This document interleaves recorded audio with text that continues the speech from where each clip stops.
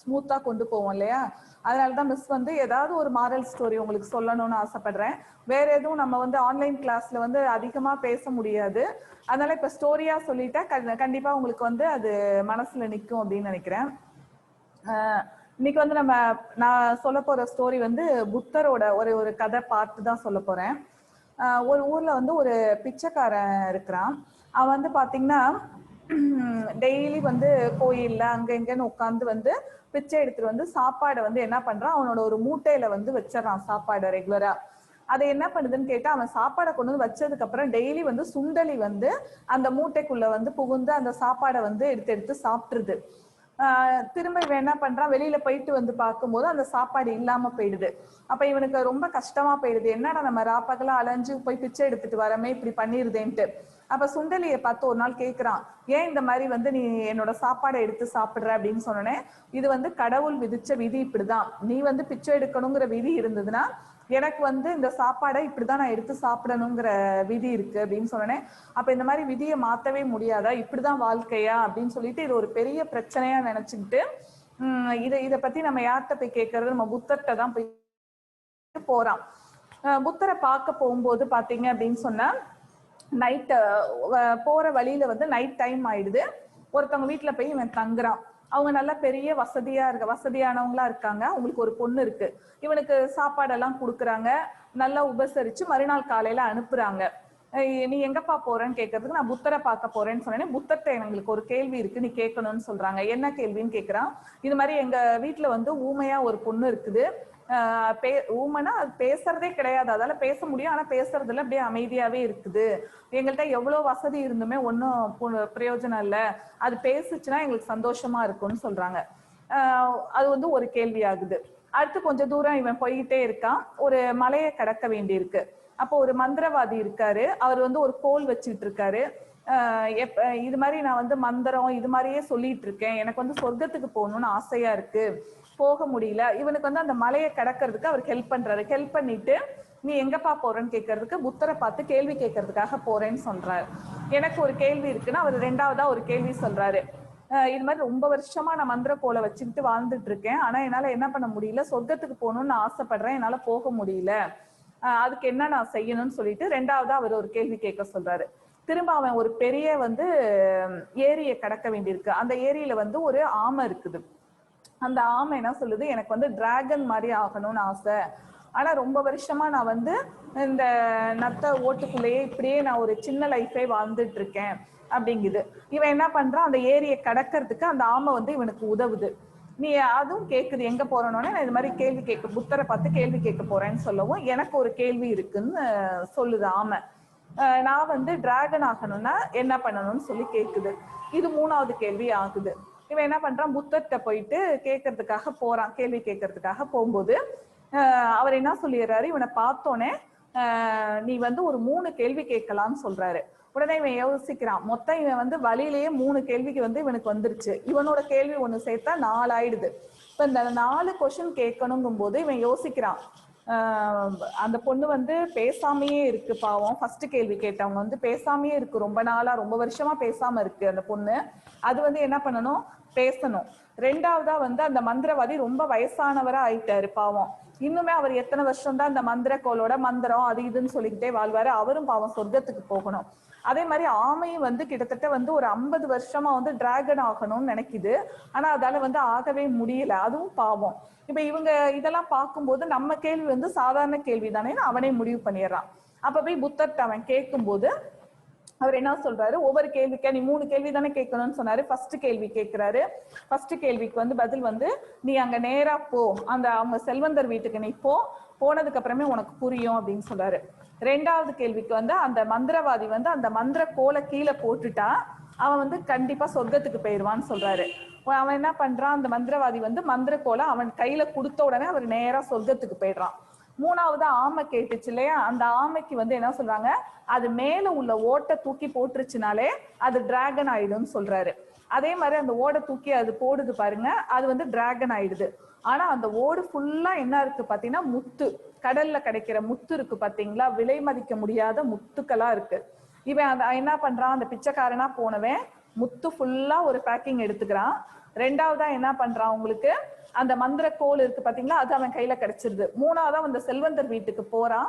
போன உடனே இந்த இவனை பார்த்த உடனே அந்த பொண்ணுக்கு வந்து பிடிச்சிருது. அந்த சந்தோஷத்துல அது வந்து பேசிடுது. அவனே உடனே அந்த அம்மா அப்பாவுக்கு சந்தோஷமாயி இவனுக்கே அந்த பொண்ணை வந்து கல்யாணம் பண்ணி கொடுத்துட்றாங்க. அப்ப இந்த கதையில இருந்து நமக்கு என்ன தெரியுதுன்னு சொன்னா, நம்ம என்ன நினைச்சுக்கோம், ஒரு சாதாரண பிரச்சனை இருக்கும் நம்ம லைஃப்ல, இதை வந்து என்ன பண்ணிக்குவோம், நம்ம ரொம்ப பெரிய பிரச்சனையா நினைச்சுக்கிறது. அடுத்தவங்க வீட்டுல இல்ல அடுத்தவங்களோட லைஃப்ல போய் பார்க்கும்போது பார்த்தா நம்மளோட பிரச்சனை வந்து ஒரு சின்ன துகள் மாதிரி தான் இருக்கும். அதனாலதான் எப்பவுமே வந்து ப்ராப்ளம் அப்படின்னு சொல்லிட்டு ரொம்ப பயந்து ஓடிடாம அதை வந்து எப்படி நம்ம டீல் பண்ணணுங்கிறத வந்து நம்ம இப்பையில இருந்தே வந்து நீங்க என்ன பண்ணிக்கணும் தெரிஞ்சுக்கணும். இந்த வயசுல இருந்தே ரொம்ப இதா இருக்கணும், தைரியமா இருக்கணும் அப்படின்றதான் இந்த கதை மூலியமா நம்ம தெரிஞ்சுக்க முடியுது. ஓகேப்பா, இப்ப நம்ம லெசனுக்கு போவோம். இப்ப இன்னைக்கு நம்ம பார்க்க போற லெசன் வந்து மணி மார்க்கெட் பத்தி படிக்க போறோம். மணி மார்க்கெட் வந்து பினான்சியல் மார்க்கெட்டோட ஒரு செக்மெண்ட். நான் ஏற்கனவே சொல்லியிருக்கேன், பினான்சியல் மார்க்கெட்ல ரெண்டு பார்ட்டா பிரிக்கிறாங்க. ஒன்னு வந்து கேபிட்டல் மார்க்கெட், இன்னொன்னு வந்து என்னது மணி மார்க்கெட் அப்படின்னு பிரிக்கிறாங்க. கேபிட்டல் மார்க்கெட் அப்படிங்கிறது லாங் டேர்ம் ஃபண்ட் ப்ரொவைட் பண்றதுக்கு பேர் தான் என்னது உங்களுக்கு கேபிட்டல் மார்க்கெட். மணி மார்க்கெட் அப்படின்னா என்னன்னு கேட்டா வந்து கிரியேட் பண்றதுக்கு பேர் தான் என்ன அப்படின்னு கேட்டா மணி மார்க்கெட் அப்படின்னு பேரு. அப்ப ஷார்ட் டேர்ம் ஃபண்ட்னா என்னது அப்படின்னு பாத்தீங்கன்னா ட்ரெஷரி பில் இருக்கு பாத்தீங்களா, treasury bill, commercial bill, certificate of deposit. மிஸ் வந்து இதுக்கு ஒரு எக்ஸாம்பிள் சொல்லிட்டு அப்புறம் நான் வந்து அப்படியே கிளாஸ் பார்த்துக்கிட்டே போவோம். அது என்ன மிஸ் ட்ரெஷரி பில், இந்த இதெல்லாம் கேக்குறீங்க, சர்டிபிகேட் ஆஃப் டெபாசிட் இதெல்லாம் என்ன அப்படின்னு கேட்டா, நீங்க வந்து சாதாரணமா பேங்க்குக்கு போங்க, கமர்ஷியல் பேங்கா இருக்கட்டும் எந்த பேங்க்குக்கு வேணா போங்க. பேங்க்ல போய் பாத்தீங்கன்னா அங்க வந்து ஒரு நோட்டீஸ் போர்டு இருக்கும், இன்ட்ரெஸ்டோட பெர்சன்டேஜ் போட்டு நோட்டீஸ் போர்டு இருக்கும். அந்த நோட்டீஸ் போர்டுல பாத்தீங்க அப்படின்னு சொன்னா அதுல ரேட் ஆஃப் இன்ட்ரெஸ்ட் போட்டிருப்பாங்க பாத்தீங்கன்னா. 1 இயருக்கு, அதாவது 1 இயர் ஆர்டி கட்டினா இவ்வளவு பெர்சன்டேஜ். அதுக்கப்புறம் டெபாசிட், இப்போ 1 lakh அமௌண்ட் வந்து 365 டேஸ்க்கு போட்டா இவ்வளவு பெர்சன்டேஜோட மெச்சூரிட்டி கிடைக்கும்.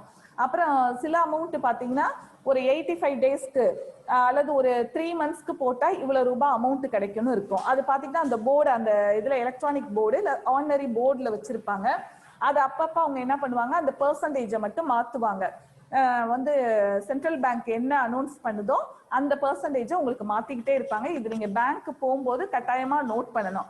அப்ப இது வந்து எப்படின்னு கேட்டா ஷார்ட் டேர்மா வந்து மக்களுக்கு என்ன பண்ணுவாங்க, அவங்களோட இப்ப வந்து ஒரு பிசினஸ் மேன் இருக்கலாம், அவர் என்ன செய்யலாம் அப்படின்னு சொன்னா ஒரு சோல் ப்ரொப்ரைட்டர் இருக்கலாம், அவருக்குலாம் வந்து ஷார்ட் டேர்மா மந்த்லி வந்து ஒரு 50,000 இல்ல ஒரு 20,000 எடுத்து வைக்க முடியும்னு நினைக்கிறாரு. ஆனா இந்த 20,000 வந்து இவருக்கு என்ன ஆகணும், கொஞ்சம் இன்ட்ரெஸ்டும் கிடைக்கணும்.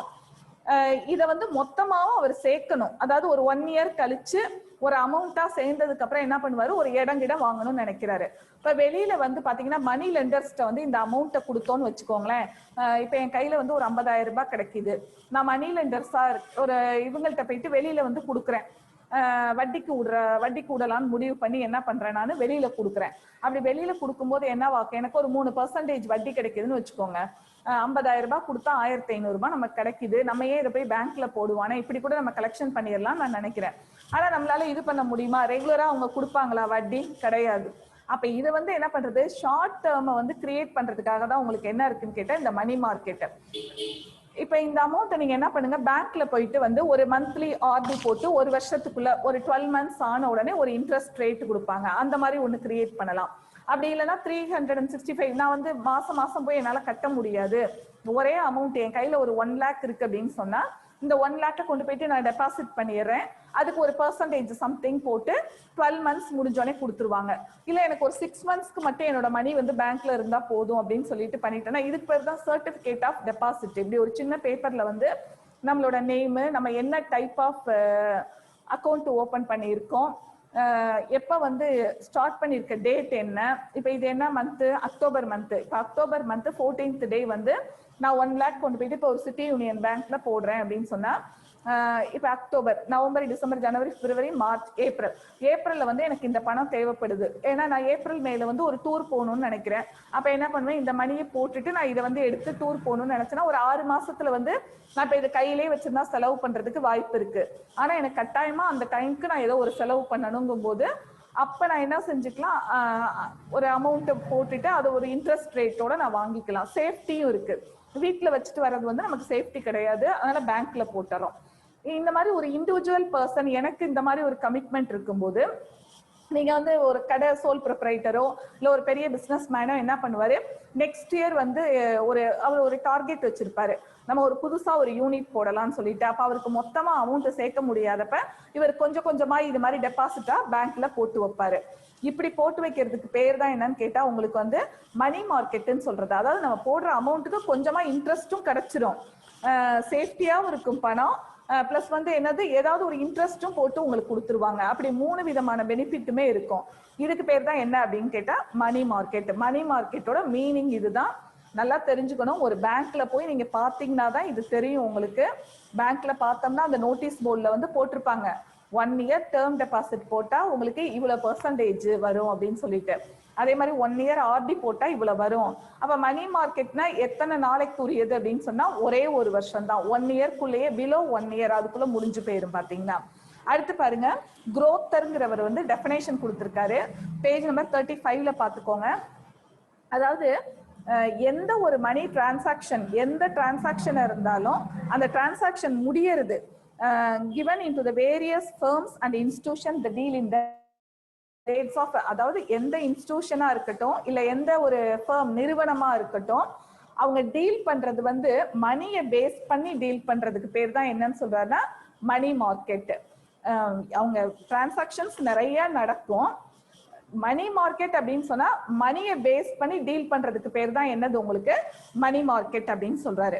அடுத்து வந்து ஆர்பிஐ வந்து இதுக்கு ஒரு டெஃபினேஷன் கொடுக்குறாங்க.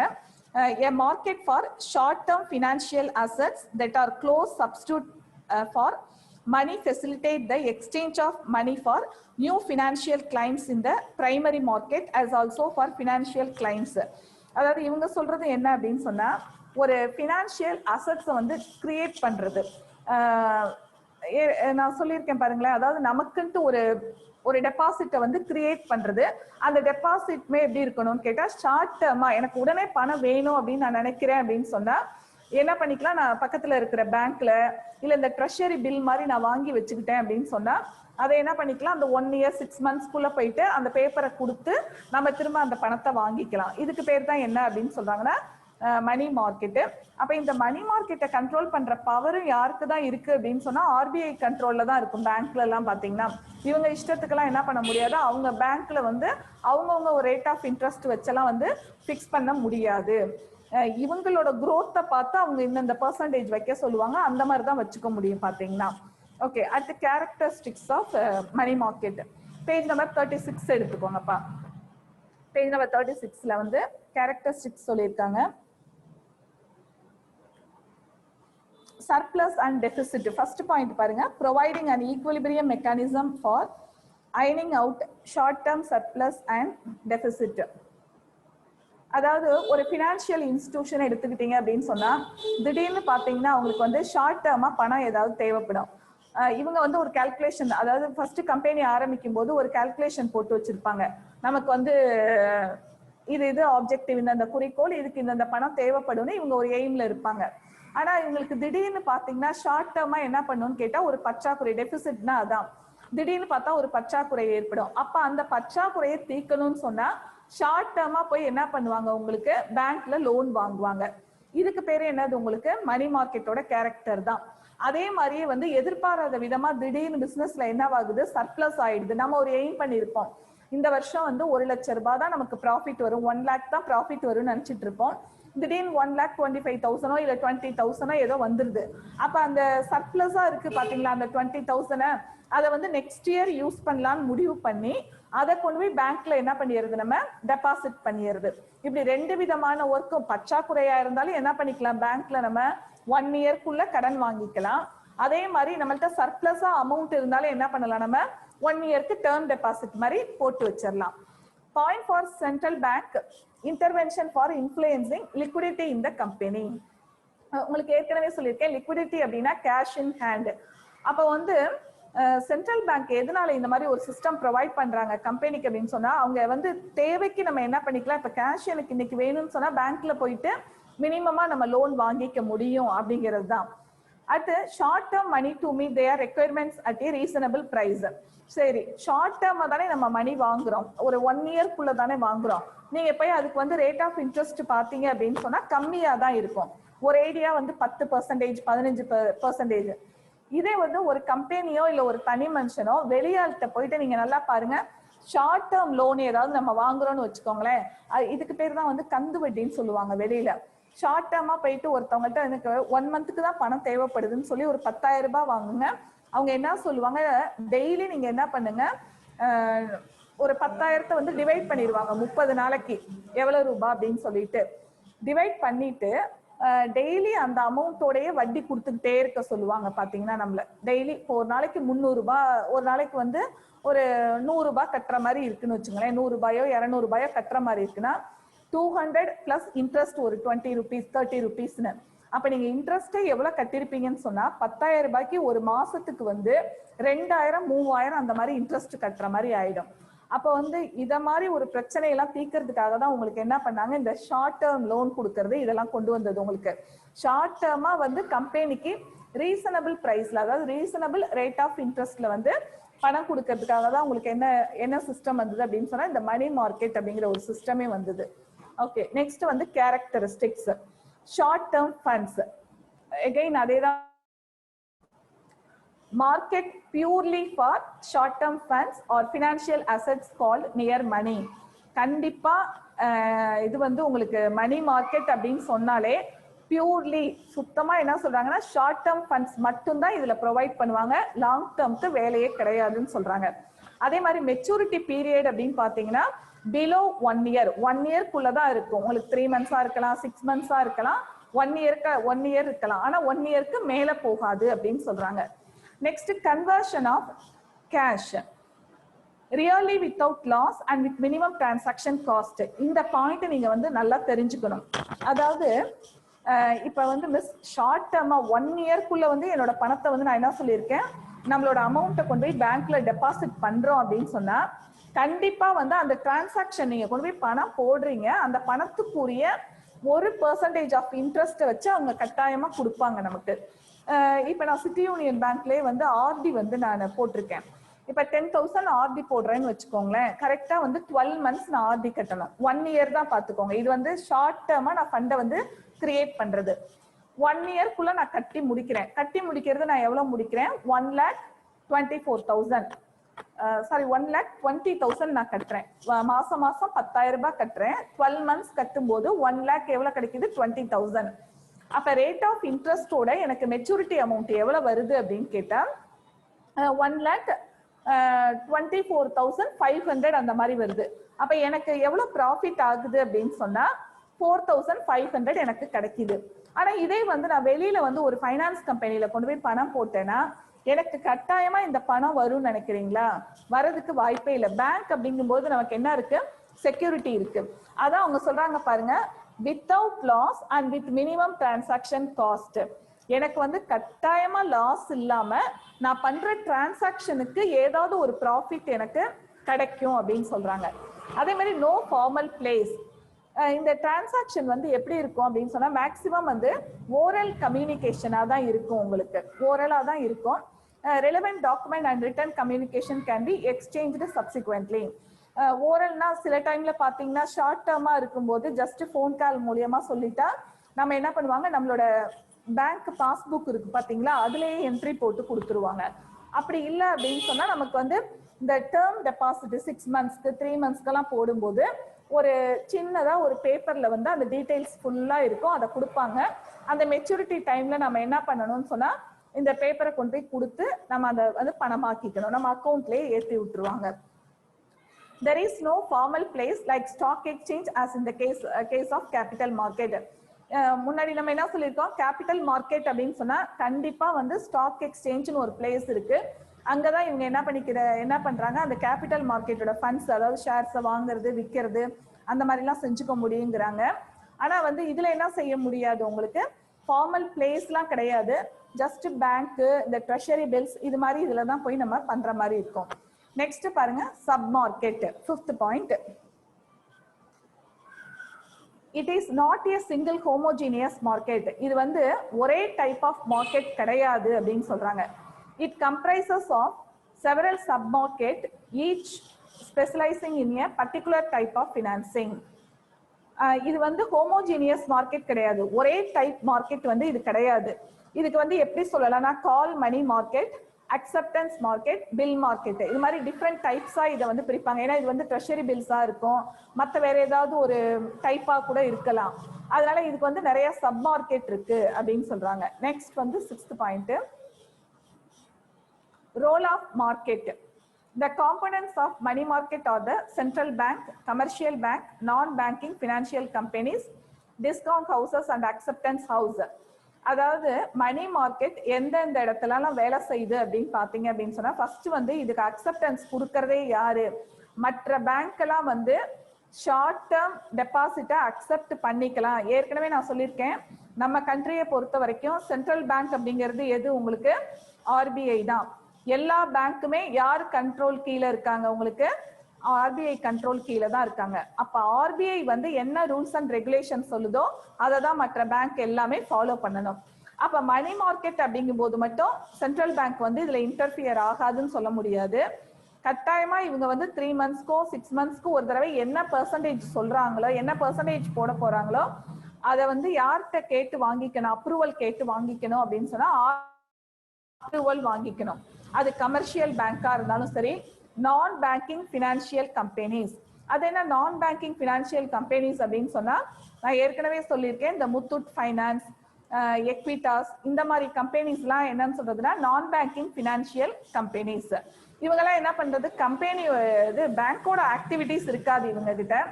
இவங்களோட வேலை என்னன்னு பாத்தீங்கன்னா, டெபாசிட்டை மக்கள்கிட்ட இருந்து வாங்கிக்கிறது, ஷார்ட் டேர்ம் லோன் வந்து மக்களுக்கு ப்ரொவைட் பண்றது, இதுதான் இவங்களோட ஒர்க்கு. அப்ப இது எல்லா ஒர்க்குமே வந்து என்ன பண்ணுது, உங்களுக்கு மணி மார்க்கெட் செய்ய முடியும் அப்படின்னு சொல்றாங்க. Commercial banks generally play a dominant role in this market. Money மார்க்கெட்டை பொறுத்த வரைக்கும் மிக மிக முக்கியமான பார்ட் யாருக்கு இருக்குன்னு சொன்னா கமர்ஷியல் பேங்க்குக்கு தான் உங்களுக்கு இருக்கு. அவங்க தான் என்ன பண்றாங்க, இந்த பிசினஸ் பீப்புள் தான் பாத்தீங்க அப்படின்னு சொன்னா அடிக்கடி கொண்டு போய் பணத்தை பேங்க்ல டெபாசிட்டா போடுவாங்க 6 monthsக்கு 3 monthsக்குன்னு. திரும்ப அது மெச்சூரிட்டி வந்தோடனே அதுக்கு ஒரு இன்ட்ரெஸ்ட் கிடைக்கும் பாத்தீங்களா, அதை வச்சு அவங்க வந்து கொஞ்சம் கொஞ்சமா டெவலப் பண்ணிப்பாங்க. இதுல வந்து கமர்ஷியல் பேங்க் தான் வந்து முக்கியமான ரோலா இருக்குன்னு சொல்றாங்க. அடுத்து வந்து ஹைலி ஆர்கனைஸ்டு பேங்கிங் சிஸ்டம். இதை வந்து இந்த மணி மார்க்கெட் என்ன சொல்றாங்கன்னு சொல்லிட்டா nerve centre of the whole money market. இந்த மணி மார்க்கெட்டுக்கு ஃபுல்லாவே முக்கியமா ஒரு இதா பங்கு வைக்கிறது எதுன்னு கேட்டா அந்த கமர்ஷியல் பேங்க்ஸ் தான். They are the principal suppliers of short term funds. இவங்களாம் என்ன சொல்றாங்கன்னு கேட்டா, இந்த கமர்ஷியல் பேங்க்ல தான் பாத்தீங்கன்னா சப்ளையர்ஸ் அப்படின்னா பணத்தை வந்து ஷார்ட் டேர்ம் லோன்ஸ் நிறைய பேருக்கு கொடுக்குறாங்கன்னு சொல்றாங்க. The commercial bank serves as vital link between the central bank and the various segments of money market. இவங்க யாருக்கு இடையில லிங்க்ல இருக்காங்கன்னு சொன்னா சென்ட்ரல் பேங்க்ங்கிறது எது, ரிசர்வ் பேங்க் ஆஃப் இந்தியா. அவங்களுக்கும் மற்ற இந்த மணி மார்க்கெட் செக்மெண்ட், அதாவது இந்த கமர்ஷியல் பில் இருக்கு, மற்ற பில் மார்க்கெட் இருக்குல்ல, இவங்களுக்கு இடையில வந்து ஒரு பாலமா இருக்கிறது எது அப்படின்னு சொன்னா இந்த கமர்ஷியல் பேங்க் தான். Existence of secondary market. There should be an active secondary market for these instruments. அதாவது செகண்டரி மார்க்கெட்னால என்ன சொல்லிட்டேன், லிஸ்டட் கம்பெனிஸ் வந்து அவங்களோட ப்ராடக்ட்டை சேல்ஸ் பண்றதுக்கு பேர் தான் என்னது, உங்களுக்கு செகண்டரி மார்க்கெட். அப்போ வந்து செகண்டரி மார்க்கெட் வந்து இது ஒரு முக்கியமான பங்கா இருக்கு அப்படின்னு சொல்றாங்க. Demand and supply of funds. There should be a large demand and supply of short term funds. அதாவது மக்களுக்கு வந்து தேவையும் அதிகமா இருக்கும். அதாவது நிறைய பிசினஸ் பீப்புளுக்கு வந்து ஷார்ட் டேர்ம் ஃபண்ட் அப்பப்ப திடீர்னு தேவைப்படும். அப்பப்ப தேவைப்படுற ஃபண்டை வந்து இவங்க என்ன பண்ணிக்கலாம், அப்ப டிமாண்ட் அப்படிங்கிறது என்னது, தேவை இருந்துகிட்டே இருக்கும். அப்ப அந்த தேவைக்கு தகுந்த மாதிரி ஃபண்டை வந்து ப்ரொவைட் பண்ணிக்கிட்டே இருக்கிறதா எதோட வேலை அப்படின்னு சொன்னா உங்களுக்கு இந்த மணி மார்க்கெட்டோட வேலை. சரி, எப்படி மிஸ் இந்த ஃபண்டெல்லாம் வருது அப்படின்னு கேட்டா, முன்னாடி சொன்ன மாதிரி தான். இப்ப இந்த ஃபண்டெல்லாம் எப்படி வருதுன்னா, இதே மாதிரி பிசினஸ் பீப்புளோ இல்ல ஒரு இண்டிவிஜுவல் பர்சனா என்ன பண்றாங்க, கொண்டு போயிட்டு அமௌண்ட்டை பேங்க்ல வந்து டெபாசிட் பண்றாங்க. அப்படி டெபாசிட் பண்றதுனாலதான் உங்களுக்கு என்னவாகுது, உங்களுக்கு அந்த பணத்தை வந்து தேவைப்படுறவங்களுக்கு கொடுக்க முடியுது.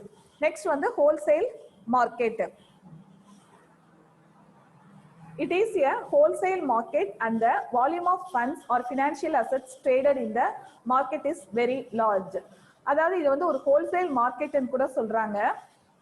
வால்யூம் ஆஃப் ஃபண்ட் அப்படின்னு சொன்னா இதுல ஃபண்ட் வந்து என்ன இருக்குது, உங்களுக்கு நிறைய அதிகமா இருக்குது, நிறைய இருக்குது அப்படின்னு சொன்னா அப்போ ஒரே பீப்புளுக்கே வந்து இந்த ஃபண்ட் எல்லாம் ப்ரொவைட் பண்ணிடுவாங்களா? இப்ப நம்ம ஊர் எடுத்துக்கிட்டோம், இப்ப நம்ம கண்ட்ரி எடுத்துக்கிட்டோம்னா இப்ப ஷார்ட் டேர்ம் ஃபண்ட்ஸ் வந்து நிறைய பேருக்கு, நிறைய பிசினஸ் பீப்புள் இருக்காங்க, விதவிதமான பிசினஸ் பீப்புள் இருக்காங்க. இப்ப இவங்களுக்கெல்லாம் தேவையான ஃபண்ட் வந்து கிரியேட் பண்ணி கொடுக்கறது வந்து இந்த சென்ட்ரல் பேங்க் வந்து மணி மார்க்கெட் மூலமா கொடுக்குறாங்க. அப்ப அந்த வால்யூம் ஆஃப் ஃபண்ட் வந்து எப்படி இருக்குன்னா ரொம்ப அதிக அளவுல இருக்கு அப்படின்னு சொன்னாங்க. ஒரு ஹோல்சேல் மார்க்கெட் போல இருக்குன்னு சொல்றாங்க. சாதாரணமா நீங்க ஹோல்சேல் மார்க்கெட்லாம் வந்து நம்ம இதுல பார்த்தது இல்லை. நான் வடலூர்ல திருச்சி சைடெல்லாம் பார்க்கும்போது நான் சொல்லியிருக்கேன். இப்போ வந்து ஒரு மிளகாய் வியாபாரம் பண்றாங்க அப்படின்னு சொன்னா ஒரு 2 வீதி ஃபுல்லா என்னவே தான் இருக்கும் உங்களுக்கு, அந்த மிளகாய் கடை மட்டும்தான் இருக்கும். பாத்தீங்கன்னா புளி வியாபாரம் பண்றாங்கன்னா புளி மட்டும்தான் இருக்கும். இதுக்கு பேர் தான் வந்து ஹோல்சேல் மார்க்கெட். அப்ப நீங்க பாத்துக்கோங்க, இந்த மாதிரி வந்து சாதாரணமான ஒரு மளிகை ஜாமாவே வந்து இந்த மாதிரி இருக்கும்போது உங்களுக்கு கேஷ் அப்படிங்கும்போது எப்படி இருக்குன்னா, நான் சொல்றது எல்லாமே வந்து சாதாரணமா வந்து 1000, 10,000, 50,000 அந்த மாதிரி கிடையாதுப்பா. லார்ஜ் வேல்யூ அப்படிங்கும்போது எத்தனது கோடி கணக்குல வந்து ப்ரொவைட் பண்றது. ஆனா அந்த கோடி கணக்கையுமே வந்து ஒரே ஆளுக்கே அவங்க கொடுக்க முடியாது. ஏன்னா இது வந்து ஷார்ட் டேர்மா ரிட்டர்ன் பண்றது அப்படிங்கிறதுனால டிஃப்ரெண்ட் டைப் ஆஃப் பீப்புளுக்கு கொஞ்சம் கொஞ்சமா பிரிச்சு கொடுக்கறது. ஆனா இவங்க கிட்ட அமௌண்ட் வச்சிருப்பாங்க. நெக்ஸ்ட் வந்து flexibility. Due to greater flexibility in the regularity framework, there are constant endeavors for introducing new instruments. Flexibility அப்படின்னு சொன்னா greater flexibility. நான் என்ன சொன்னேன், உங்களுக்கு ஒரு 3 monthsக்கு போடுறீங்க டெபாசிட், ஒரு 6 monthsக்கு டெபாசிட் போடுறீங்க. இப்போ ஒருவேளை உங்களுக்கு அது திரும்ப எனக்கு பணம் ஏதாவது தேவை அப்படின்னு சொன்னாலும் போய் நான் எடுத்துக்கலாம். அதே மாதிரி வந்து அப்படி இல்லை அப்படின்னு சொன்னா there are constant endeavors for introducing new instrument. அப்படி இல்லைன்னா வந்து சில பேர் வந்து பணத்தை வாங்கியிருப்பாங்க, நான் திரும்ப கொண்டு வந்து கட்டுறேன் அந்த மாதிரி சொன்னாலும் பண்ணிக்கலாம். ஃபிளெக்சிபிலிட்டினா இது எப்படி வேணா இருக்கலாம் அப்படின்னு சொல்றாங்க. Presence of a central bank. The central bank keeps their cash reserves and provides them financial accommodation in difficulties by discounting their eligible securities. Though its open market operations, the central bank absorbs surplus cash during off-season and provides additional liquidity in the busy season. அதாவது இவங்க என்ன செய்வாங்கன்னு கேட்டா, central bank வந்து இந்த surplus fund எல்லாம் வருது பாத்தீங்களா, இதை வந்து தேவையில்லாத காலத்துல, மக்களுக்கு தேவைப்படாத காலத்துல என்ன பண்ணிக்குவாங்க, ரிசர்வ்ல வச்சுப்பாங்க. மக்களுக்கு எப்ப தேவைப்படுதோ அப்ப பிஸி சீசன்ல தேவைப்படும் போது இந்த கேஷ் எல்லாம் என்ன பண்ணுவாங்க, கொடுப்பாங்க. அப்ப இந்த சென்ட்ரல் பேங்கோட இது பாத்தீங்கன்னா பிரசன்ஸ் வந்து இதுல ரொம்ப அதிகமா இருக்கு அப்படின்னு சொல்றாங்க உங்களுக்கு. Next ma'am. ஓகே, நெக்ஸ்ட் வந்து நம்ம பார்க்க போறது மணி மார்க்கெட் வெர்சஸ். இப்ப நம்ம பார்த்த பாயிண்ட் கேரக்டரிஸ்டிக்ஸ்ல வந்து 12 பாயிண்ட்ஸ் பார்த்தப்பா. சப்போஸ் உங்களுக்கு கொஸ்டின் ஆன்சர்ல கேட்கும் போது நீங்க 5 to 6 ஹெட்டிங்ஸ் எழுதினா போதும். ஹெட்டிங் வந்து ரொம்ப கரெக்டா இருக்கணும், எந்த வித சேஞ்சஸும் இருக்கக்கூடாது. ஓகே, நெக்ஸ்ட் டாபிக் பார்க்கலாம்ப்பா. Excuse me.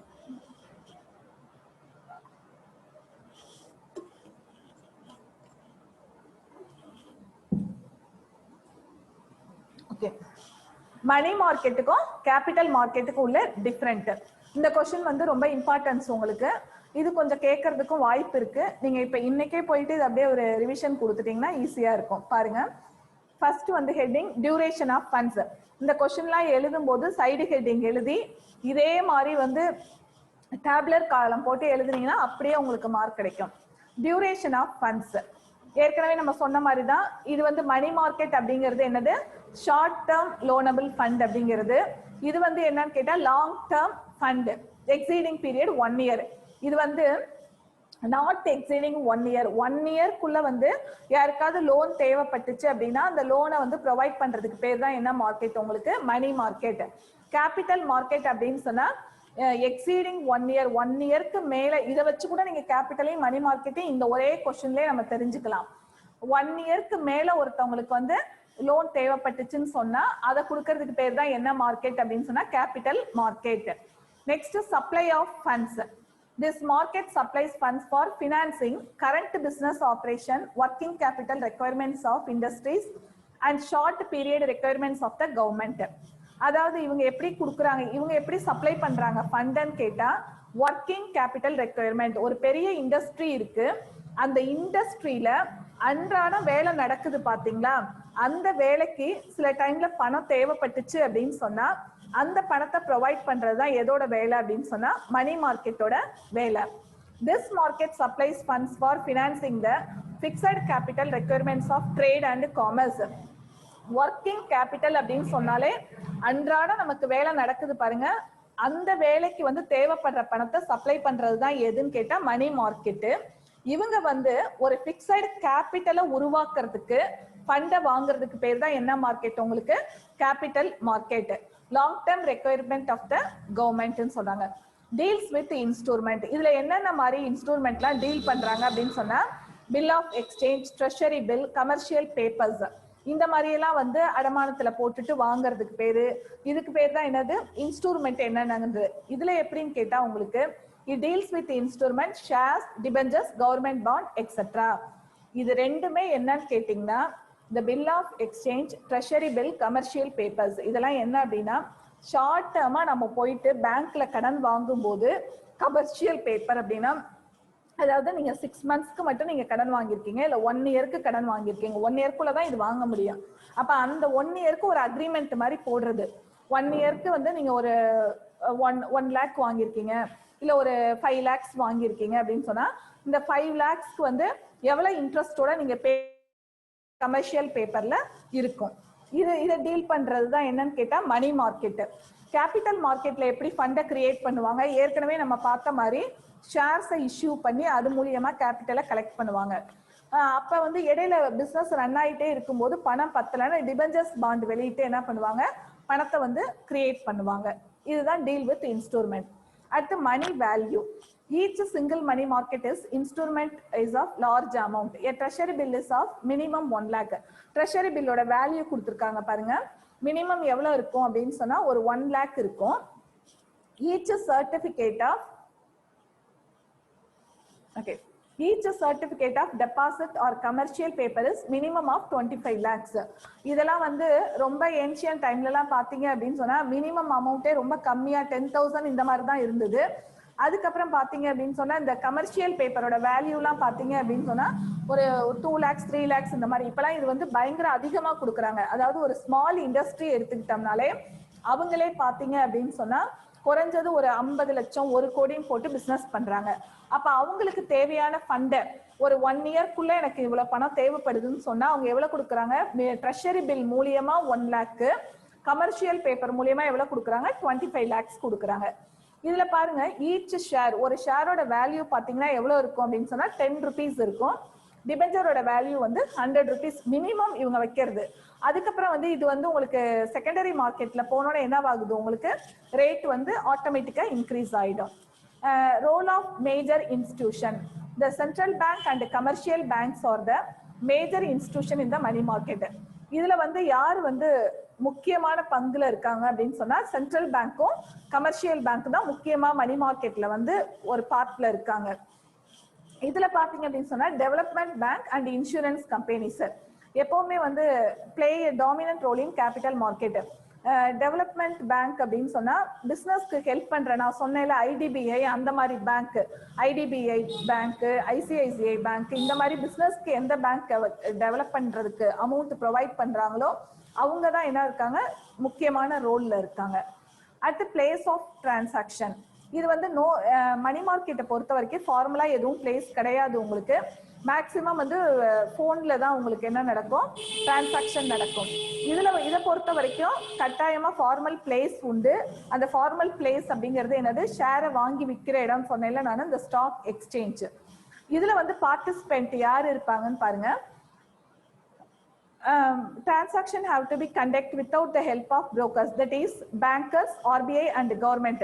பேங்க் இல்லாம நம்ம என்ன பண்ண முடியாதுப்பா, நம்ம இந்த மணி மார்க்கெட்ல வந்து மணியை கலெக்ட் பண்ண முடியாது. அப்ப இது முக்கியமான பார்ட்டிசிபென்ட் யாருன்னா பேங்கரோ இல்ல ஆர்பிஐ அல்லது கவர்மெண்ட். இந்த இடத்துல பாத்தீங்க அப்படின்னு சொன்னா ஒரு ஆத்தரைஸ்டு டீலர்ட்ட இருந்தே நம்ம என்ன பண்ணிக்கலாம், ஷேர்ஸை வாங்கிக்கலாம். அது யார், that is brokers, investor, merchant bankers, underwriters. இவங்க யார்கிட்ட இருந்து வந்தா வேணாலும் நம்ம என்ன பண்ணிக்கலாம், உங்களுக்கு ஷேரை வாங்கி வித்துக்கலாம். இதான் வந்து participant. Next Number of instrument deal. The number of instrument deal in money market are included. Interbank call money, notice money up to 14 days, short term deposit up to, நான் சொன்னேன்ல மிஸ் அது எல்லாமே வருது பாருங்க.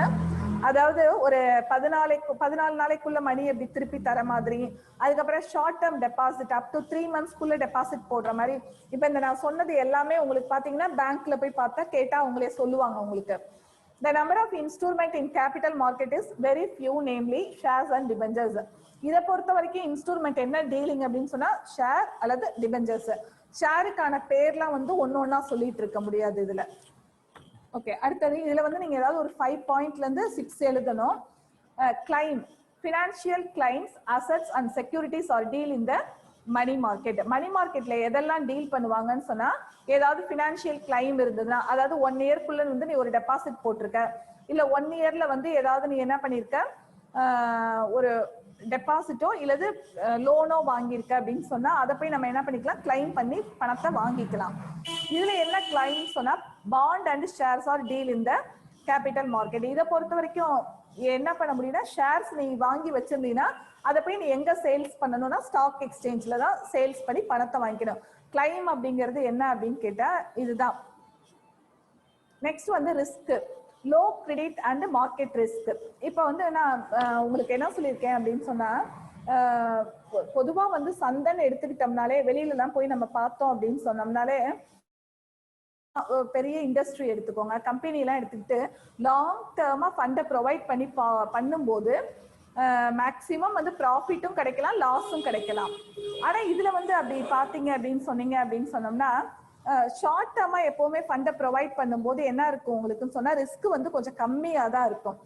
இப்ப இதே வந்து ஷேரை வாங்கி வச்சிருக்க, high credit and market risk, இதுல அதிகமாகவும் நம்ம கடனை வந்து கிரியேட் பண்ணலாம்.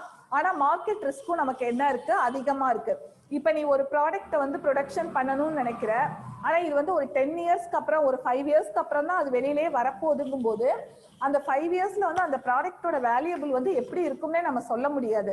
ஆனா ஷார்ட் டேர்மா ஃபண்ட் வாங்கி ஷார்ட் டேர்மா ஒரு பிசினஸ் பண்ற அப்படின்னு சொன்னா அந்த மார்க்கெட் ரிஸ்க்குங்கிறது எப்படி இருக்கும்ன்றாங்கன்ற கம்மியா இருக்கும் அப்படின்னு சொல்றாங்க. ஹை லிக்விடிட்டி இன் மணி மார்க்கெட். மணி மார்க்கெட்டை பொறுத்த வரைக்கும் நான் எப்பவுமே என்ன சொல்லியிருக்கேன், பணம் புழக்கத்துல வந்து அதிகமா இருக்கும். உனக்கு வந்து ஒரு 6 monthsக்கு தான் வேணும், 1 இயர்க்கு தான் வேணுங்கும் போது நீ ஏதாவது ஒரு பாண்டை வந்து அடமானமா போட்டு கூட நம்ம என்ன பண்ணிக்கலாம், அந்த 1 இயர்க்குள்ள பணத்தை வந்து கிரியேட் பண்ணி வாங்கிக்கலாம். ஆனா இதுல கேபிட்டல் மார்க்கெட்ல பாத்தீங்கன்னு வச்சுக்கோங்களேன், லோ லிக்விடிட்டி இன் கேபிட்டல் மார்க்கெட். இதுல வந்து பாத்தீங்க அப்படின்னு சொன்னா அந்த கேஷ் புழங்கிறது வந்து கம்மியா தான் இருக்கும்னு சொல்றாங்க. ஃபர்ஸ்ட் ஒரு கம்பெனில ஷேர்ஸ் வெளியிடுறாங்க, அப்பயே அவங்களுக்கு என்ன வேண்டி இருக்கு, அந்த கேபிட்டலுக்கு தேவையான பணம் எல்லாமே கிடைச்சிருது. அதுக்கப்புறம் அவங்களுக்கு ஃபர்தரா வேணும் அப்படின்னு சொன்னா அவங்க என்ன பண்ணணும், அதை கிரியேட் பண்றதுங்கிறதே உங்களுக்கு ரொம்ப ரிஸ்க் அதிகமா இருக்கும். அப்படி தேவை அப்படின்னு சொன்னா டிபெஞ்சர்ஸ் பாண்ட் ஏதாவது வெளியிட்டு தான் அவங்க என்ன பண்ண முடியும், கலெக்ட் பண்ண முடியும். அதெல்லாம் வந்து ஒரு ஈஸியான வேலை கிடையாது. மிஸ் வந்து ஒரு ஃபியூ மினிட்ஸ்ல இதை நடத்திட்டு போயிடுறேன், டீச் பண்ணிட்டு போறேன். நான் சொல்ற ப்ராசஸ் அப்படிங்கிறது வந்து ரொம்ப ஹெவி லெவல்ல ரிஸ்கா இருக்கும் பாத்தீங்கன்னா. அடுத்து price discovery. No price discovery mechanism and exist in the market. இதுல என்ன சொல்றாங்க அப்படின்னு சொன்னா, பிரைஸ் வந்து இப்படிதான் நம்ம பிக்ஸ் பண்ணலாம் முடியாது, ரொம்ப அதிக அளவுல வந்து இதுக்கு பிக்ஸ் பண்ணி எல்லாம் என்ன பண்ண முடியாது, இன்ட்ரெஸ்ட் ரேட்லாம் வாங்க முடியாது அப்படின்னு சொல்றாங்க. கேபிட்டல் மார்க்கெட்ல வந்து கொஞ்சம் வெயிட் பண்ணா நமக்கு என்ன கிடைக்கும்னு கேட்டா, அது வேல்யூ வந்து ஏறுறதுக்கு வாய்ப்பு இருக்கு அப்படிங்கிறாங்க. இதை வந்து ரெகுலேட் பண்றது யாரு அப்படின்னு கேட்டீங்கன்னா, மணி மார்க்கெட்டை பொறுத்த வரைக்கும் ரெகுலேட் பண்றது யாருன்னா சென்ட்ரல் பேங்க். அதாவது ஒழுங்கு படுத்தி கொண்டு போறது வந்து சென்ட்ரல் பேங்க். இதை பொறுத்த வரைக்கும் central bank special regulatory authority like SEBI. Central bank வந்து யாருக்கு அதிகாரத்தை கொடுத்துட்றாங்க அப்படின்னு சொன்னா செபிக்கு.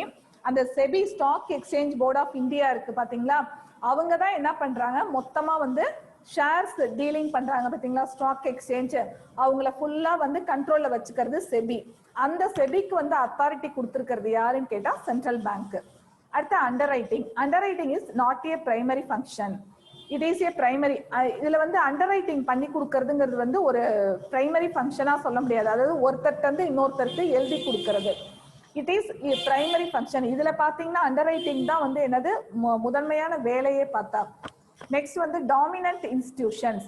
Commercial banks are the dominant institution, non banking financial companies and special இதை வந்து டாமினேட் பண்றது யாரு? மணி பேங்கை ஃபுல்லா கண்ட்ரோல்ல வச்சுக்கிட்டு டாமினேட் பண்றது யாருன்னா அந்த கமர்ஷியல் பேங்க்ஸ் தான். இதை பொறுத்த வரைக்கும் யாருன்னு கேட்டா நான் banking financial companies and special financial institution. நான் பேங்கிங்னா ஏற்கனவே சொல்லியிருக்கேன் உங்களுக்கு, ஐடிபிஐ, ஐசிஐசிஐ, ஐஎஃப்சிஐ இவங்கெல்லாம் வந்து யாருக்காக உருவாக்குனது அப்படின்னு சொன்னா இண்டஸ்ட்ரி பெரிய லெவல்ல பண்றவங்களுக்காக தான் இந்த பேங்க் எல்லாம் உருவானுச்சு. இதுக்கு பேர் தான் நான் பேங்கிங் ஃபினான்ஷியல் கம்பெனிஸ். அப்ப வந்து இந்த கமர்ஷியல் பேங்க்ல நடக்கிற ஆக்டிவிட்டிஸ் எல்லாமே நடக்குமானா இது அதெல்லாம் நடக்காதுப்பா. ஒன்லி வந்து என்ன பண்ணுவாங்க, டெபாசிட் அக்செப்ட் பண்ணிக்குவாங்க, லோன் கொடுப்பாங்க. இந்த மாதிரி சில வேலைகள் மட்டும்தான் நடக்கும். அடுத்தது பார்க்கலாம்ப்பா. இதுல வந்து 15 பாயிண்ட்ஸ் கொடுத்துருக்காங்க. நீங்க ஒரு 6 பாயிண்ட்ஸ் வந்து தரோவா படிச்சு அதை மட்டுமே நீங்க எழுதினா போதும். எல்லாத்தையும் கன்ஃபியூஸ் பண்ணி பாதி எழுதிட்டு பாதி விட்டுறக்கூடாது. ஓகே, நெக்ஸ்ட் வந்து participant in money market. there are many participants operating in the money market. நிறைய பேர் என்ன பண்றாங்க இதுல வந்து பார்ட்டிசிபென்ட்டா இருக்காங்க. the participants deal with the money market instruments like treasury bills, commercial paper etc. முன்னாடியே நம்ம பார்த்தது தான். அதாவது இதுல முக்கியமான இது என்ன இன்ஸ்ட்ருமெண்ட் இருக்கு அப்படின்னு சொன்னா treasury bill, commercial bill, commercial papers etcetera. Government of different countries, எந்த கண்ட்ரியில உள்ள கவர்மெண்ட் வேணாலும் என்ன பண்ணுவாங்க உங்களுக்கு மணி மார்க்கெட்ல பார்ட்டிசிபேட் பண்ணலாம். At central bank of different countries, ஏற்கனவே சொல்லியிருக்கேன் நம்ம கண்ட்ரியில சென்ட்ரல் பேங்க்ங்கிறது ரிசர்வ் பேங்க் ஆஃப் இந்தியா. அமெரிக்காவுல வேற ஒரு அவங்களுக்குன்னு ஒரு சென்ட்ரல் பேங்க் இருக்கும். அதே மாதிரி ஆஸ்திரேலியால அவங்களுக்குன்னு ஒரு சென்ட்ரல் பேங்க் இருக்கும். அவங்க எல்லாருமே என்ன பண்ணலாம் மணி மார்க்கெட்ல பார்ட்டிசிபேட், அதாவது சென்ட்ரல் பேங்க் வந்து மணி மார்க்கெட்ல பார்ட்டிசிபேட் பண்ணலாங்கிறாங்க. இன்னொருத்தர் யாரு, பிரைவேட் அண்ட் பப்ளிக் பேங்க்ஸ் என்ன பண்ணலாம் பார்ட்டிசிபேட் பண்ணலாம். அடுத்து மியூச்சுவல் ஃபண்ட் இன்ஸ்டிடியூஷன்ஸ். மியூச்சுவல் ஃபண்டுக்குன்னு நிறைய இன்ஸ்டிடியூஷன் இருக்குன்னு சொல்லியிருக்கேன் நான். அவங்க என்ன பண்ணுவாங்க உங்களுக்கு மியூச்சுவல் ஃபண்டுனா நம்ம பார்த்துருக்கோம், அதாவது ஷேர்ல இன்வெஸ்ட் பண்ண முடியாதவங்க தான் மியூச்சுவல் ஃபண்டு வாங்கி வச்சிருப்பாங்க. அந்த மியூச்சுவல் ஃபண்ட் இன்ஸ்டிடியூஷன் என்ன பண்ணுவாங்க மணி மார்க்கெட்ல பார்ட்டிசிபேட் பண்ணுவாங்க. அது எப்படி மிஸ் பண்ணுவாங்க அப்படின்னா இவங்களுக்கு அந்த மியூச்சுவல் ஃபண்ட் நம்ம போய் சர்டிபிகேட் மாதிரி அந்த இன்ஸ்டிடியூஷன்ல வாங்கிடுறோம். இவங்க என்ன செய்வாங்க, இந்த மணியை டெவலப் பண்ணணுங்கும் போது இந்த பணத்தை கொண்டு போய் ஷார்ட் டேர்மா டெபாசிட்டா என்ன பண்ணுவாங்க பேங்க்ல போட்டு 1 இயர்க்குள்ள மணியை வந்து டெவலப் பண்ணுவாங்க. அது மாதிரி இன்சூரன்ஸ் கம்பெனிஸ், எந்த இன்சூரன்ஸ் கம்பெனி வேணாலும் பார்ட்டிசிபென்ட்டா இருக்கலாம். நான் பேங்கிங் ஃபினான்ஷியல் இன்ஸ்டிடியூஷன், அப்புறம் RBI and SBI, commercial bank, state government, public, இவங்க எல்லாருமே வந்து என்னவா இருக்காங்க participant in money market. Money மார்க்கெட்ல இவங்கலாம் ஒரு பார்ட்டிசிபென்ட்.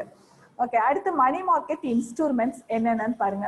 மணி மார்க்கெட்னா அதுல வந்து என்னென்ன பேப்பர்ஸ்லாம் டீல் பண்றாங்க அப்படிதான்.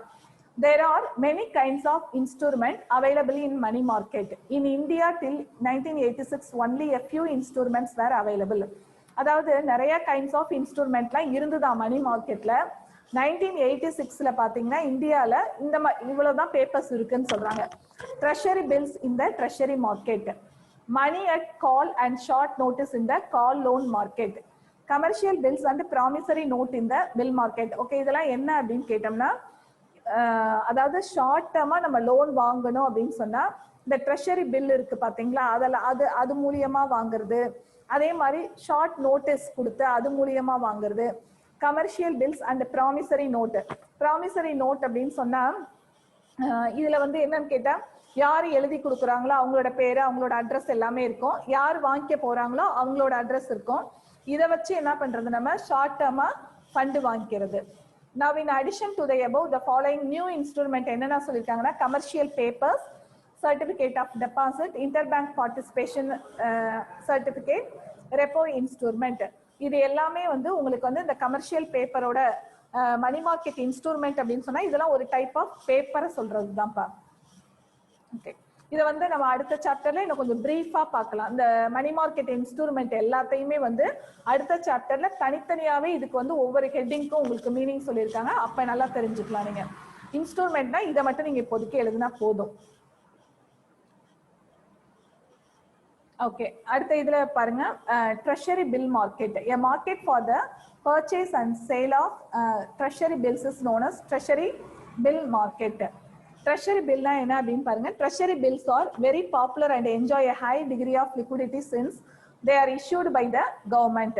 இந்த treasury bill வந்து issue பண்றது யாருன்னு சொன்னா கவர்மெண்ட் தான். A treasury bill is nothing but a promissory note issued for a specified period stated therein. A government promises to pay the specified amount mentioned therein to the bearer of the instrument on the due date. The period does not exceed a period of 1 year. Period of 1 year. இப்ப பாத்துங்க treasury bill அப்படின்னா என்னன்னு கேட்டா ஒரு promissory note மாதிரி தான். அதாவது இந்த பில்லு வந்து பியரர் அப்படின்னு சொன்னா கொண்டு போறவங்கன்னு அர்த்தம்.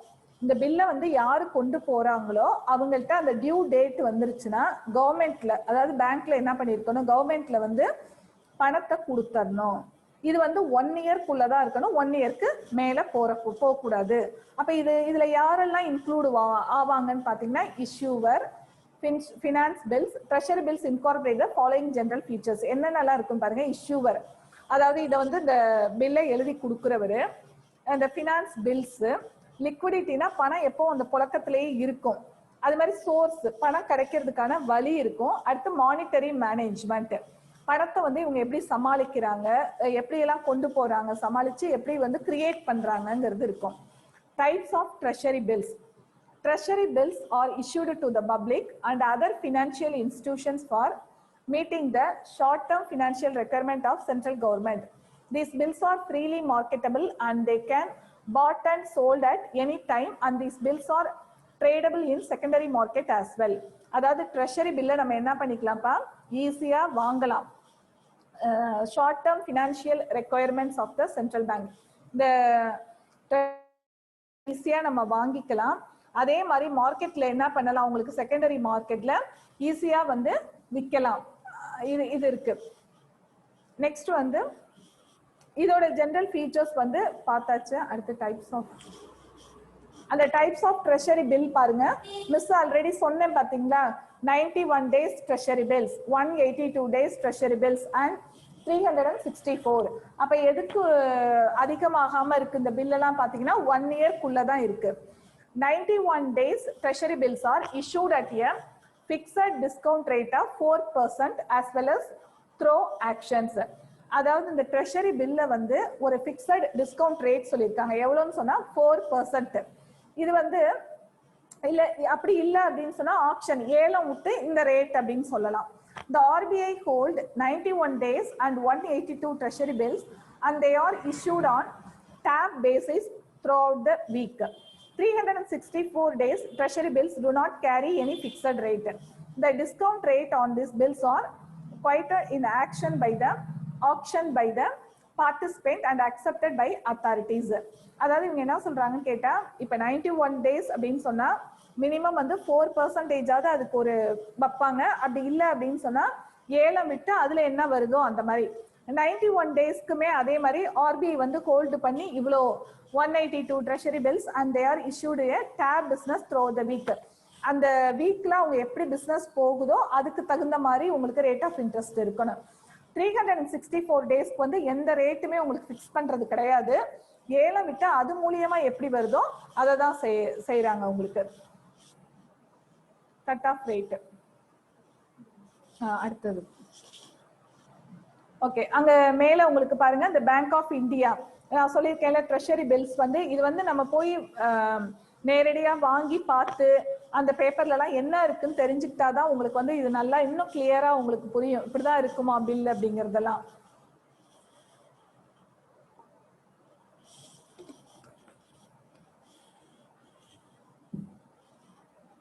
Specimen copy of certificate of deposit. அதுல ஒரு ஸ்பெசிமென் காப்பி அந்த பிக்சர் கொடுத்துருக்காங்க பாருங்க. Certificate of deposit are short-term deposit instruments issued by banks and financial institutions to raise large sums of money. அதாவது short-term deposit instrument issued by bank and financial institutions எது வேணா இருக்கலாம். உங்களுக்கு ஏதோ ஒரு நமக்கு தேவையான பணத்தை, அதாவது லோனை வந்து சப்ளை பண்றாங்க. Certificate of deposit are issued in the form of issuance promissory note. They are easily convertible in nature and are in marketable form having particular face value and maturity. The certificate of deposit is transferable from one party to another due to their negotiable future. They are also known as negotiable certificate of deposit. அதாவது certificate of டெபாசிட்க்கு வந்து ஒரு specimen copy கொடுத்துருக்காங்க. இது வந்து யாரு வந்து இதை எழுதி வாங்கிக்கிறாங்க, யாரு இது கொடுக்குறாங்களோ அவங்க சைன் பண்ணி கொடுத்துருவாங்க. இதை வந்து என்ன செஞ்சுக்கலாம், நீங்க எப்ப வேணாலும் கொண்டு போயிட்டு, இது ஒரு ப்ராமிசரி நோட் மாதிரி இருக்கும்.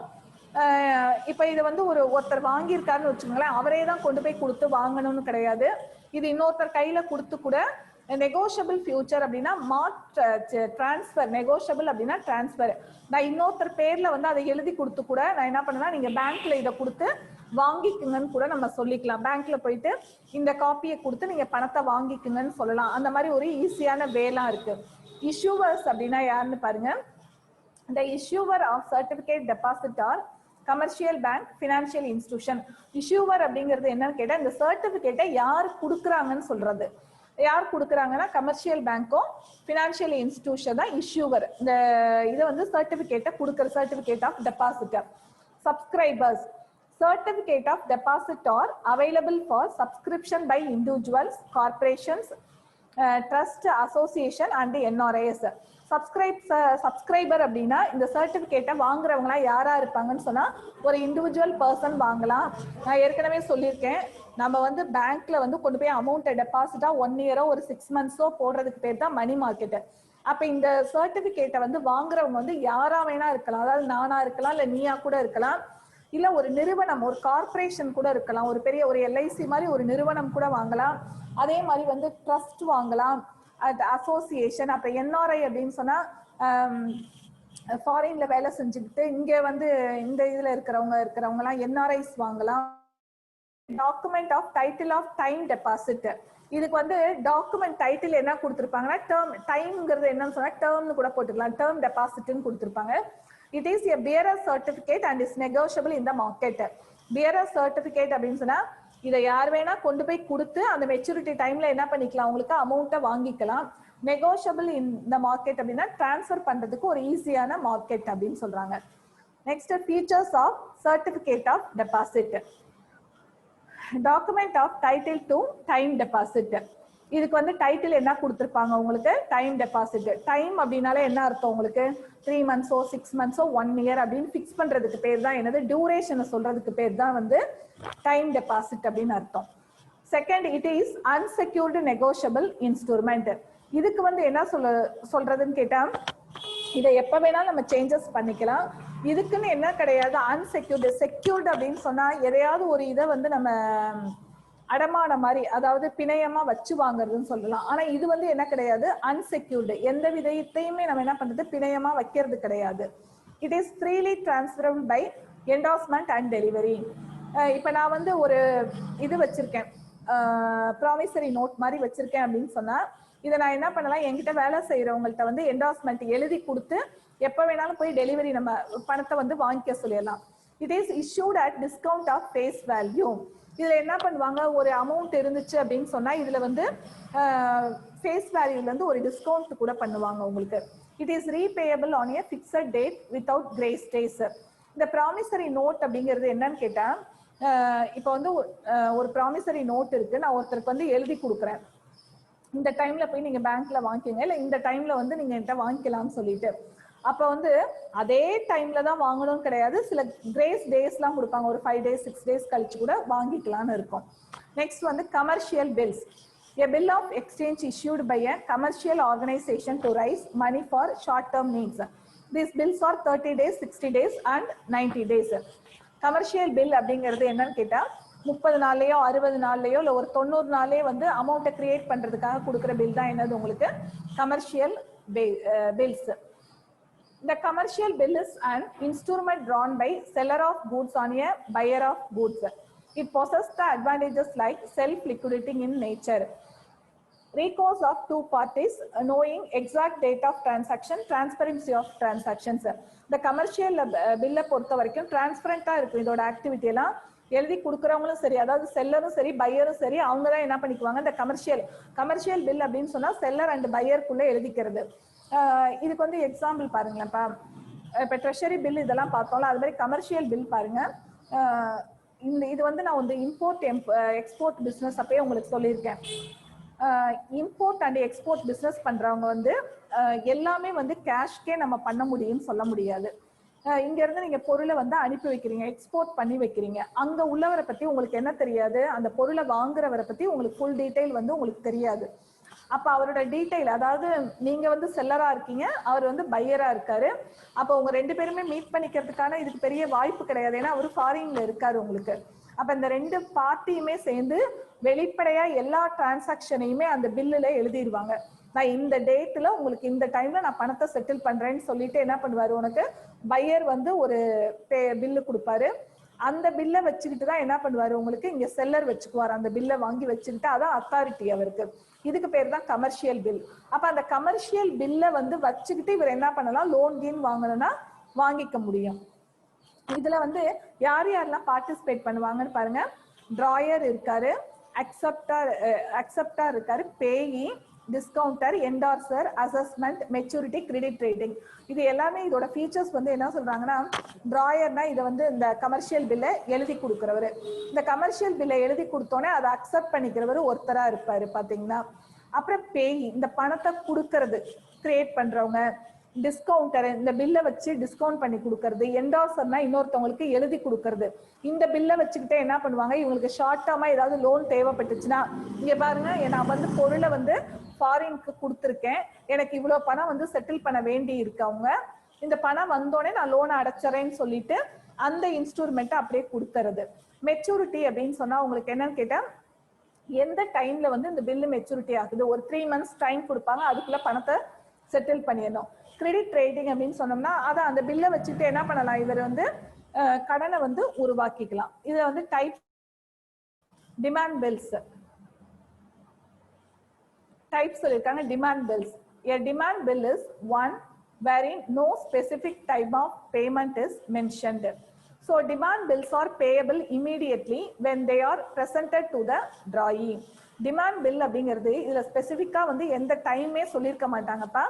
டிமாண்ட் பில்லை பொறுத்த வரைக்கும் இமீடியட்டா என்ன பண்ணிடணும், அந்த பில்லு கைக்கு வந்த உடனே அவங்க வந்து பணத்தை செட்டில் பண்ணிடணும். Clean bills and documentary bills. Bills that are accompanied by documents of title to goods are called documentary bills. Clean bills are drawn without accompanying any document. இது வந்து என்ன இருக்காது, கிளீன் பில்லை பொறுத்த வரைக்கும் வந்து எதுவுமே டாக்குமெண்ட்லாம் இருக்காதுன்னு சொல்றாங்க. இதுக்கு என்னன்னு சொன்னா railway receipt and lorry receipt. இப்போ வந்து ட்ரெயின்ல வந்து பொருள்லாம் வருது, இந்த பொருளை வந்து இறக்கணும் அப்படின்னு சொல்லும் போது இறக்கும் போதே என்ன பண்ணுவாங்க, ரயில்வே ரெசிப்ட்னு ஒன்று கொடுப்பாங்க. நீ உடனே என்ன பண்ணிடணும், அதுக்கு கிளியர் பண்ணி அமௌண்ட்டை வந்து பே பண்ணிடணும். நெக்ஸ்ட் வந்து inland bill and foreign bill. Bills that are drawn and payable in India on a person who is resident in India are called inland bills. Bills that are drawn outside India are payable either in India or outside India. அதாவது இந்தியாக்குள்ளேயே வந்து ஒருத்தருக்கு bill கொடுக்குற மாதிரி இருந்ததுன்னா அது வந்து inland பில்னு சொல்றாங்க. இதே இந்தியாவை விட்டு ஆனா அவர் இந்தியாக்கார் தான், அவுட் சைடு இந்தியா வெளியில இருக்காருன்னு சொன்னா அதுக்கு பேர் என்னது, foreign bill. Indigenous bill. The drawing and acceptance of indigenous bills are governed by native custom or usage of trade. Native custom அப்படின்னு சொன்னா, கஸ்டம் அப்படிங்கிறது உங்களுக்கு எந்த இடத்துல வரும் அப்படின்னு சொன்னா, ஷிப்ல வந்து பொருள்லாம் நம்ம ஏற்றும் போது இருக்கிற இடத்துக்கு பேர் தான், அங்கதான் உங்களுக்கு கஸ்டம் அப்படிங்கிற ஒரு இது வருது. நேட்டிவ் கஸ்டம் அப்படின்னு சொன்னா நம்ம ஊர்ல இருந்து பொருளை வந்து ஏற்றும் போது அங்க கொடுக்குறாங்க பாத்தீங்களா, அந்த பில்லுக்கு பேர் தான் யூசேஜ் ஆஃப் ட்ரேடுக்காக யூசேஜ் பண்றாங்க பாருங்க, அந்த பில்லுக்கு பேர் தான் என்னன்னு கேட்டா இண்டிஜினியஸ் பில். அடுத்து accommodation bill. Accommodation bills are those which do not arise out of genuine trade of transaction. இது வந்து எப்படின்னு கேட்டா, நியாயமா நடக்கிற டிரான்சாக்ஷன்ஸ் இருக்கு பாத்தீங்களா, which do not rise out of genuine trade transaction. இதுல வந்து accommodation bill வந்து எப்படி வேணா மாறலாம் உங்களுக்கு. இது கம்பல்சரியா வந்து கரெக்டா தான் இருக்கும் அப்படின்னு சொல்ல முடியாது, இடத்துக்கு தகுந்த மாதிரி இது வந்து மாறும் உங்களுக்கு பில்லு. அடுத்து government or gilt edged securities market. A market whereby the government or guild edged securities can be bought and sold is called government securities market. அது என்ன gild edged securities னா என்னன்னு பார்ப்போம். Government securities are issued for the purpose of refunding the maturing securities, for advance refunding securities which have not yet matured, and for cash financing. that is raising fresh cash resources.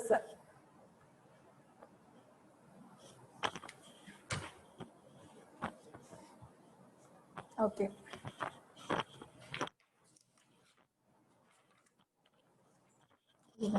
Okay, government gilt edged securities அப்படினா government securities are issued for the purpose of refunding the maturing securities. ஆக்சுவலா வந்து நம்ம எந்த விதமான securities வந்தாலுமே maturity பீரியட்ல நம்ம என்ன பண்ணுவோம், கண்டிப்பா அந்த செக்யூரிட்டிஸோட வேல்யூ என்னவோ அதை ரிட்டர்ன் பண்ணிடுவோம். ஆனா இது என்ன பண்றதுன்னா அட்வான்ஸ் ரீஃபண்டிங் செக்யூரிட்டிஸ், அந்த செக்யூரிட்டிஸ்க்கு வந்து முன்கூட்டியே என்ன பண்ணிடுது, ரீஃபண்ட் பண்ணிடுது. which have not yet matured and for cash financing, அதாவது அந்த மெச்சூரிட்டி டைம் வரைக்கும் நம்ம என்ன பண்றதுல வெயிட் பண்ணாம வாங்கிடுறது. raising fresh cash resources, திடீர்னு உங்களுக்கு என்னன்னா பணம் இன்னும் கொஞ்சம் தேவைப்படுது அப்படின்னு சொன்னா அவங்க என்ன பண்றதுன்னா சில செக்யூரிட்டிஸை வெளியிட்டு ஃப்ரெஷ்ஷா வந்து கேஷ் ரிசோர்சஸ்னா புதுசா வந்து கேஷை வந்து உருவாக்குறது. இதுக்கு பேர் தான் என்னன்னு கேட்டா government or gilt edged securities. அதாவது முன்கூட்டியே ஒரு செக்யூரிட்டிஸ் போயிட்டு இருக்கோம், அதை வந்து ரீஃபண்ட் பண்றதுக்குள்ளேயே அந்த செக்யூரிட்டிக்கு மெச்சூரிட்டி வேல்யூ வந்து கொடுக்கறதுக்குள்ளேயே திரும்ப புதுசா ஒன்று வந்து இவங்க என்ன பண்றது, செக்யூரிட்டிஸை வெளியிடுறதுக்கு பேர் தான் government or gilt edged securities. இதோட கேரக்டரிஸ்டிக்ஸ் என்னன்னு பாருங்கப்பா. Agencies, government securities are issued by agencies such as central government, state government, state government. அதாவது எந்த கவர்மெண்ட்டா வேணா இருக்கலாம்ப்பா, இது வந்து ஸ்டேட் கவர்மெண்டா இருக்கலாம், சென்ட்ரலா இருக்கலாம், எந்த கவர்மெண்ட்டா வேணா இருக்கலாம். local government authorities, example municipalities, autonomous institutions such as metropolitan authorities, port trust. எந்த ஏஜென்சி உங்களுக்கு இந்த மணி மார்க்கெட்ல பார்ட்டிசிபேட் பண்ணலாம்.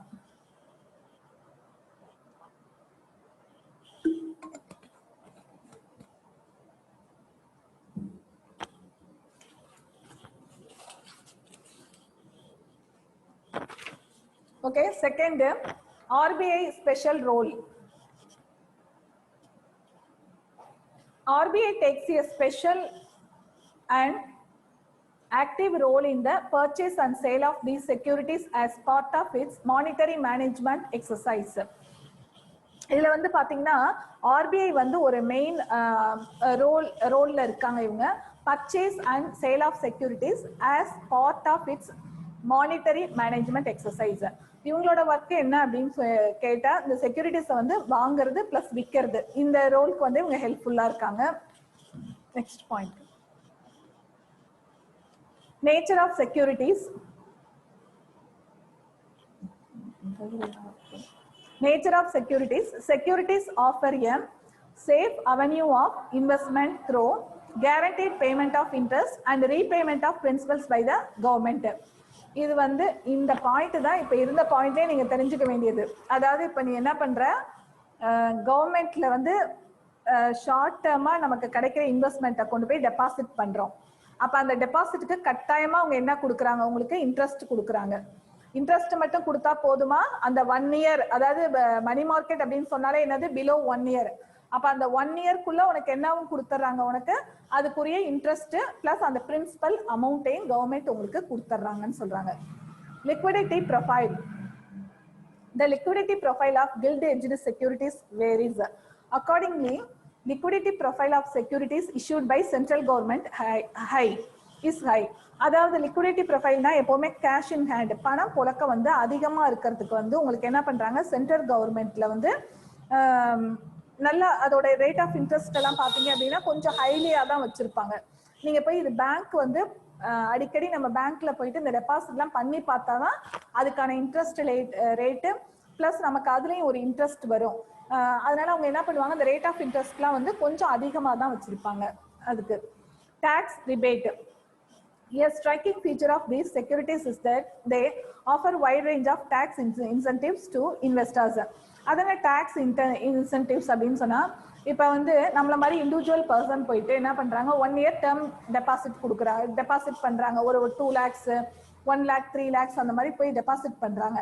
அப்ப என்ன பண்றதுன்னு கேட்டா அவங்களுக்கு அதுக்கு வந்து ஒரு டாக்ஸ் வந்து போடுறது கிடையாது. டாக்ஸ் இன்சென்டிவ்னா அதுக்கு ஒரு பெனிஃபிட் ஏதாவது கொடுக்கறது. நீங்க இவ்வளவு ரூபாய் பண்ணா நாங்க கட்டாயமா என்ன பண்ண போறது இல்லை உங்களுக்கு. ஏமா அந்த டாக்ஸ் பெனிஃபிட் கொடுக்குறாங்க அப்படின்னு சொன்னா அதாவது சில இதுலலாம் டாக்ஸ் பெனிஃபிட் கொடுத்தாதான் மக்கள் என்ன பண்ணுவாங்க, தைரியமா போயிட்டு பேங்க்ல வந்து அவங்களோட அமௌண்ட்டை வந்து போடுவாங்க. அப்பதான் கவர்மெண்ட்டுக்கு என்ன சேரும், உங்களுக்கு பணம் சேரும். இவங்க வந்து போடும்போதே பயமுறுத்துறாங்கன்னு வச்சுங்களேன், நாங்க இவ்வளவு டாக்ஸ் உங்கள்கிட்ட வந்து வாங்குவோம், கட்டாயமா மெச்சூரிட்டி டைம்ல நாங்க இப்படி எல்லாம் வாங்குவோம்னு சொன்னா கட்டாயமா என்ன பண்ண மாட்டாங்க, யாருமே போயிட்டு இன்வெஸ்ட் பண்ணவே பயப்படுவாங்க, போக மாட்டாங்க. அப்படிங்கும்போது வந்து அந்த ரிபேட், டாக்ஸ் ரிபேட்டுங்கிறதுல இது ரொம்ப இம்பார்ட்டன்ஸ். நெக்ஸ்ட் வந்து market.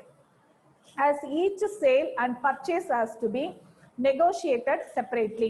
The gilt-edged market is an over-the-counter market.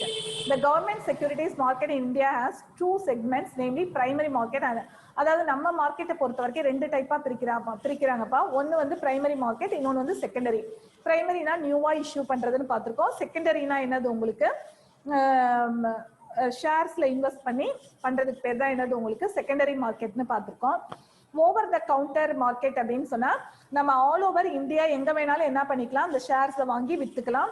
Plus இந்த மாதிரி ஷார்ட் டேர்ம் ஃபண்டை வந்து எங்க வேணாலும் நம்ம டெபாசிட் பண்ணிக்கலாம், எடுத்துக்கலாம்.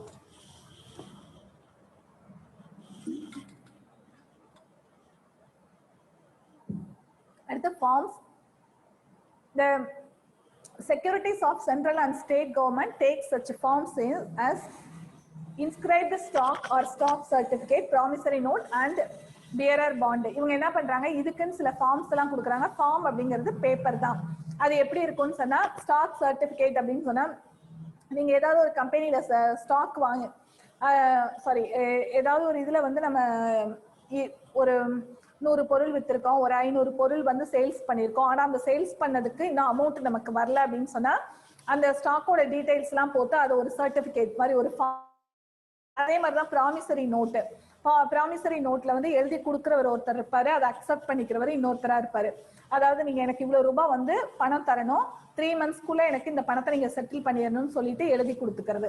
இது பியரர் பாண்ட் அப்படின்னு சொன்னா எடுத்துட்டு போறவருன்னு அர்த்தம். ஒருத்தர் வந்து இன்னொருத்தருக்கு எழுதி கொடுக்கறது. இதுதான் ஃபார்ம் அப்படிங்கிறது, பேப்பர் வடிவத்துல இருக்கிறது. Participant. The participant in government securities market include the government sector comprising central and state government whose holding represent government transfer of resources. இதுல வந்து யாரு பார்ட்டிசிபேட் பண்றாங்க அப்படின்னு சொன்னா சென்ட்ரல் அண்ட் ஸ்டேட் கவர்மெண்ட் தான் வந்து பார்ட்டிசிபேட் பண்றாங்க. அதாவது பணத்தை வந்து ஒரு இடத்துல இருந்து இன்னொரு இடத்துக்கு மாத்தும் போது இதை வந்து கிரியேட் பண்ணி கொடுக்கறதா இருக்கட்டும், இதுக்குள்ள ரேட் ஆஃப் இன்ட்ரெஸ்ட் எதுவா இருந்தாலும் இதோட ரூல்ஸ் அண்ட் ரெகுலேஷன்ஸ் எல்லாமே வந்து மீட் அவுட் பண்றது யார் அப்படின்னு சொன்னா உங்களுக்கு வந்து சென்ட்ரல் அண்ட் ஸ்டேட் கவர்மெண்ட் தான்.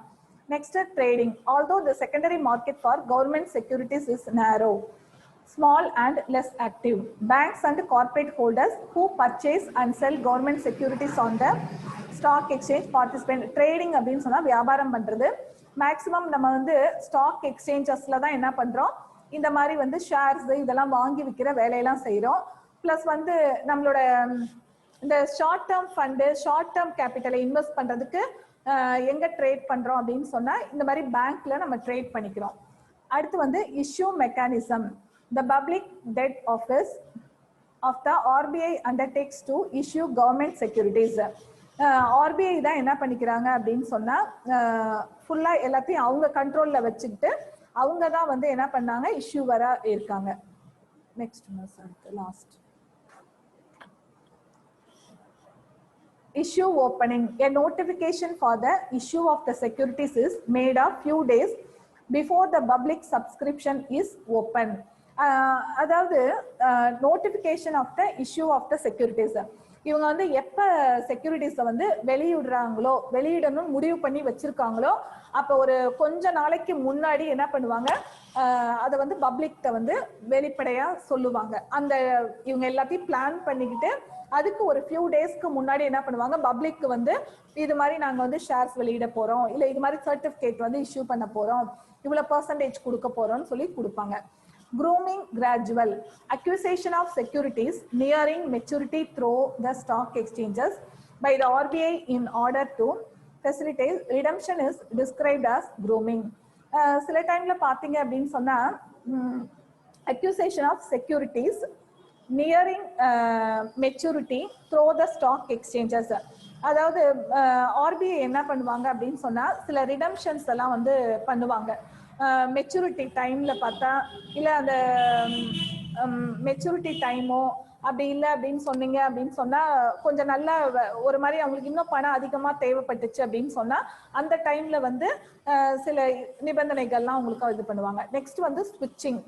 The purchase of one security against the sale of another security carried out by the RBI in the secondary market as part of its open market operations is described as switching. Switching அப்படின்னா என்னன்னு கேட்டா ஒரு இதுல வந்து என்ன பண்றாங்க, ஒரு செக்யூரிட்டியை வந்து பர்ச்சேஸ் பண்ணி இன்னொரு இதுல வந்து அந்த செக்யூரிட்டியை சேல்ஸ் பண்றாங்க ஆர்பிஐ. இதுக்கு பேர் தான் என்னன்னு சொல்றாங்க, ஸ்விட்சிங்.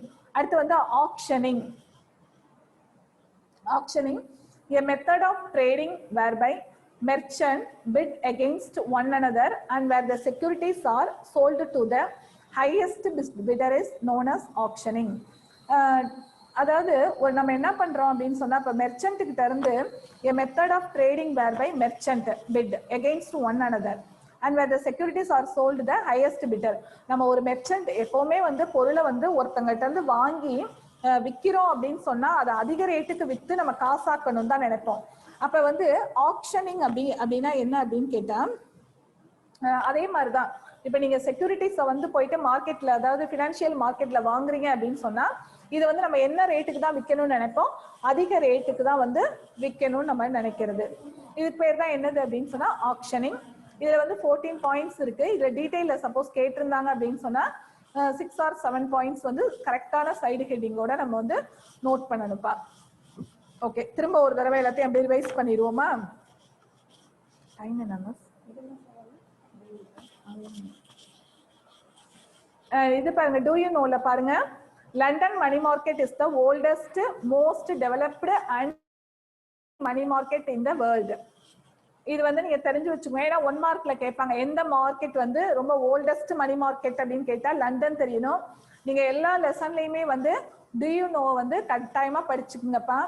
New York money market is ranked as the second well developed money market in the world next to only to the London money market. London market money மார்க்கெட்டுக்கு அடுத்து வேர்ல்டுலேயே ரொம்ப ரொம்ப டெவலப்பான மணி மார்க்கெட் எதுன்னு சொல்றாங்கன்னு கேட்டா நியூயார்க் மணி மார்க்கெட் தான் சொல்லியிருக்காங்க. இது கண்டிப்பா வந்து 1 மார்க்ல சில டைம்ல கேட்பாங்க. ஏன்னா ஒரு 4-5 1 மார்க் அப்படிதான் கேட்டிருந்தாங்க லாஸ்ட் இயர் அந்த டூ யூ நோல இருந்து. அடுத்து பாருங்க, ஃபார் ஓன் திங்கிங் போட்டிருக்காங்க. If you earn money which investment plan would like.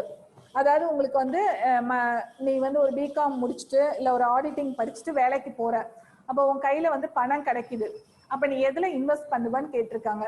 இது என்ன பண்ணுங்க, நீங்க ஒரு பேப்பர் எடுத்துட்டு கரெக்டா எழுதுங்க எதுல இன்வெஸ்ட் பண்ணுவீங்கன்னு. இது ஒரு ஹோம்ஒர்க் மாதிரி. Mutual ஃபண்டா, ஷேரா, debentures, treasury bill, commercial bill, certificate of deposit. ஏன் இது மாதிரி பண்றீங்க, என்ன ரீசன்? சரி, இப்ப மியூச்சுவல் ஃபண்ட், ஷேர்ஸ், டிபெஞ்சர்ஸ் இதுக்கும் ஃபர்ஸ்ட் 3க்கும் அடுத்த 3க்கும் என்ன டிஃபரெண்ட் இருக்கு? அந்த ஃபர்ஸ்ட் 3 வந்து என்னது உங்களுக்கு எதுல வருது? Capital market. அதாவது லாங் டேர்மா நீங்க இன்வெஸ்ட் பண்ணணும்னு நினைச்சா எதுல இன்வெஸ்ட் பண்ணுவீங்க? அந்த first 3 part mutual fund, shares, டிபெஞ்சர்ஸ்ல இன்வெஸ்ட் பண்ணுவீங்க. ஷார்ட் டேர்மா தான் எனக்கு மணி வேணும். இப்போ வந்து நீ என்ன பண்ற, பிகாம் ஃபைனல் இயர் முடிச்சுட்டு ஒரு இதுக்கு வேலைக்கு போற, திடீர்னு ஒரு 2 இயர்ஸ் மட்டும் நான் சம்பாதிச்சுட்டு பிசினஸ் பண்ணணும்னு நினைக்கிறேன். அப்ப இந்த 1 இயர் ஒரு வருஷம் ஃபுல்லா சம்பாதிக்கிறேன். அந்த சம்பாதிக்கிற அமௌண்ட்டை கொண்டு போய் நான் ஷார்ட் டேர்மா போடணும்னா என்ன பண்ணுவேன், உனக்கு மணி மார்க்கெட் தான். ஏதாவது ஒரு இதுல வந்து பேங்க்ல என்ன பண்ணுவேன், சர்டிபிகேட் ஆஃப் டெபாசிட். 1 இயருக்கு என்ன பண்றது, டேர்ம் டெபாசிட், டைம் டெபாசிட்னு ஒன்று படிச்சோம்ல, டேர்ம் டெபாசிட்டா கொண்டு போய் இன்வெஸ்ட் பண்ணிட்டு 1 இயர் முடிஞ்சோடனே அந்த மெச்சூரிட்டி பிளஸ் கொஞ்சம் இன்ட்ரெஸ்ட் அதுக்கு போட்டு கொடுப்பாங்க. எப்பவுமே வந்து ஆர்பிஐ என்ன பண்ணுவாங்கன்னு கேட்டா, இந்த ஷார்ட் டேர்ம் டெபாசிட்டுக்கு வந்து ஓரளவு இன்ட்ரெஸ்ட் ரேட் கொடுப்பாங்க. ஏன் கொடுக்குறாங்கன்னா, அவங்களுக்கு வந்து என்ன தேவைப்படுது, உங்களுக்கு லிக்விடிட்டி ஆஃப் கேஷ், பணம் புழக்கத்துல தேவைப்படுது அவங்களுக்கும். அதனால என்ன பண்ணுவாங்க, இது வந்து நம்மள மாதிரி இன்வெஸ்டர்ஸை வந்து என்கரேஜ் பண்றதுக்காக அவங்களே என்ன செய்வாங்க, உங்களுக்கு அதுக்கு ஒரு ரேட் ஆஃப் இன்ட்ரெஸ்ட் கொடுப்பாங்க எப்பவுமே. அது வந்து நீங்க போய் செஞ்சு பார்க்கும்போது அதுல இன்ட்ரெஸ்ட் தெரியும். ஏன் இந்த ஷார்ட் டேர்ம் இதெல்லாம் வந்தது, மணி மார்க்கெட்டுங்கிற ஒரு கான்செப்டே வந்ததுன்னு சொன்னா, நிறைய அக்ரிகல்ச்சரிஸ்டா இருக்கட்டும், நிறைய பிசினஸ் பீப்புளா இருக்கட்டும், ஷார்ட் டேர்ம் ஃபண்ட் தேவைப்படும் போது நிறைய மணி லெண்டர்ஸால நிறைய பேர் அஃபெக்ட் ஆகுறாங்க. அதனாலதான் என்ன பண்ணாங்க, உங்களுக்கு ஷார்ட் டேர்ம் லோன் கொடுக்கறதுக்காக தான் உங்களுக்கு என்ன ஒரு இதுவே வந்ததுன்னா மணி மார்க்கெட். உங்களுக்கு அதே மாதிரி ஷார்ட் டேர்மா நீ டெபாசிட் பண்றதுக்கும், யாருக்காவது 1 இயருக்கு தான் பணம் இருக்குன்னு சொல்லிட்டு நீ கடன் கொடுத்தன்னு வச்சுக்க, கண்டிப்பா என்ன பண்ண முடியாது, அந்த பணத்தை நம்ம வாங்கவே முடியாது. இந்த கான்செப்ட் மட்டும் நீங்க தெரிஞ்சுக்கணும். உன் கையில வந்து ஒரு 100 ரூபாய் இல்ல ஒரு 200 ரூபாய் 500 ரூபாய் கிடைச்சா கூட கட்டாயமா அதை பேங்கோ போஸ்ட் ஆஃபீஸோ இல்ல அது மாதிரி போட்டு வச்சோம்னா நம்ம பணம் சேஃப்டி. வெளியில யாராவது ஃப்ரெண்ட்ஸோ ரிலேட்டிவ்ஸோ தெரிஞ்சவங்கள்ட்ட கொடுத்தோம்னா அவ்வளவுதான். அதுக்காக தான் உனக்கு வந்து இப்ப லாஸ்ட் இயர்லாம் வந்து இந்த லெசன்லாம் கிடையாது உங்களுக்கு. லாஸ்ட்னா பழைய புக்ல பாத்தீங்க அப்படின்னு சொன்னா கேபிட்டல் மார்க்கெட்டோ மணி மார்க்கெட் அதெல்லாம் எதுவுமே கிடையாது. ரொம்ப ஏன்ஷியன்ட் டைம்ல பிசினஸ் எப்படி இருந்ததோ அது மட்டும்தான் கான்செப்டா வச்சிருந்தாங்க. இப்ப இது எல்லாமே ஏன் உனக்கு லெசனா வச்சிருக்காங்கன்னா ஃபியூச்சர்ல வந்து உன் லைஃப்லயும் இதை நீ டீல் பண்ணணும், பிளஸ் தெரிஞ்சுக்கணும். ஒரு காமர்ஸ் ஸ்டூடெண்ட்ஸ் இதெல்லாம் தெரிஞ்சுக்கணுங்கிறதுக்காக தான். நீ ஓவராலா படிச்சு ரொம்ப கன்ஃபியூஸ் பண்ணிக்காம ஜஸ்ட் இந்த 3 லெசனுமே எப்படி படிக்கிற அப்படின்னு சொன்னா, பினான்சியல் மார்க்கெட்ல வந்து 2 செக்மெண்ட் இருக்கு. ஒன்னு வந்து என்ன இருக்கு உனக்கு, பினான்சியல் மார்க்கெட்னா என்ன, அதாவது சாதாரணமா ஒரு மார்க்கெட் அப்படின்னு சொன்னா பையர்ஸ் அண்ட் செல்லர்ஸ் அதுல இருப்பாங்க. பொருளை வாங்குறவங்க இருப்பாங்க, விற்கிறவங்க இருப்பாங்க. 2 பேர் இருந்தாதான் அதுக்கு பேரு மார்க்கெட். அதே மாதிரி வந்து கண்டினியூஸ் மார்க்கெட், கண்டினியூஸா என்ன நடந்துகிட்டே இருக்கணும் பிசினஸ். ஒரு 3 மந்த்ஸ் மட்டும் பிசினஸ் நடத்திட்டு 3 மந்த்ஸ் வந்து ஒண்ணுமே செய்யலைன்னா அதுக்கு பேரு பிசினஸ் கிடையாது. இதுக்கு பேர் தான் நம்ம பிசினஸ்ன்னு பார்த்திருக்கோம். பிசினஸோட கேரக்டர் இதெல்லாம். பிசினஸ் அப்படின்னு சொன்னா ப்ராஃபிட் ஆர் லாஸ் வரும். இந்த மாதிரி தான் கான்செப்ட் பார்த்திருக்கோம். பினான்சியல் மார்க்கெட் அப்படின்னு சொன்னா என்னது உனக்கு, அதாவது இதுலயுமே 2 பேர் இருப்பாங்க. அதாவது ஒருத்தர் வந்து என்ன பண்ணுவாங்க, ஒரு டைப் ஆஃப் பீப்புள் வந்து மணியை கொண்டு போய் டெபாசிட் பண்ணுவாங்க பேங்க்ல. ஒரு டைப் ஆஃப் பீப்புள் என்ன செய்வாங்க, இந்த மணியை என்ன பண்ணுவாங்க, லோனா வாங்குவாங்க. இப்படிதான் வந்து 2 டைப்ஸ் ஆஃப் பீப்புள் இருப்பாங்க உங்களுக்கு. இதுக்கு பேர் தான் பினான்சியல் மார்க்கெட். அப்ப மணி யார் யாருக்கெல்லாம் தேவைப்படுதோ அதை ப்ரொவைட் பண்றதுக்கும், பணம் வந்து யார் யாருக்கெல்லாம் வந்து டெபாசிட் பண்ணணும்னு நினைக்கிறாங்களோ அதை அக்செப்ட் பண்ணிக்கிறது. இத வந்து இப்ப நானும் நீயுமே 2 பேருமே கொடுத்துக்கிற மாதிரி இருந்தா என்னவாகும், உனக்கு ப்ராப்ளம் தான் வரும். நானும் நீயும் சேர்ந்துட்டு நான் உனக்கு இவ்வளவு அமௌண்ட் தரேன், எனக்கு வந்து இந்த ரேட் ஆஃப் இன்ட்ரெஸ்ட் நீ கொடுத்துருன்னு சொன்னா இது பெரிய பிரச்சனை தான் நமக்கு எப்பவுமே. அப்ப வந்து நான் போய் என்னோட பணத்தை டெபாசிட் பண்ணிடுறேன். அவங்க யாருக்கு வந்து அதை வந்து கொடுக்குறாங்கன்றதெல்லாம் எனக்கு தெரியாது. ஆனா என்னோட பணத்துக்கு எனக்கு என்ன கிடைச்சிருது, இன்ட்ரெஸ்ட் கிடைச்சிருது. அப்ப இதை வந்து என்ன பண்றாங்க, ஒரு பிசினஸ் பீப்புள் வந்து லோனா வாங்கும் போது அந்த பணத்துக்கு அவங்க என்ன கட்டிடுறாங்க, இன்ட்ரெஸ்ட் கொடுத்துட்றாங்க. இதுக்கு பேர் தான் வந்து பினான்சியல் மார்க்கெட். பினான்சியல் மார்க்கெட்ல தான் 2 செக்மெண்ட் பார்த்தோம். ஒன்னு வந்து என்ன பார்த்தோம், கேபிட்டல் மார்க்கெட். இன்னொன்னு வந்து என்ன பார்த்தோம் உங்களுக்கு, மணி மார்க்கெட். கேபிட்டல் மார்க்கெட் அப்படின்னு சொன்னா லாங் டேர்மா ஃபண்டை ப்ரொவைட் பண்றதுக்கு பேர் தான் என்னது உங்களுக்கு, கேபிட்டல் மார்க்கெட். அப்ப லாங் டேர்மா எப்படி ஃபண்டை கிரியேட் பண்றது,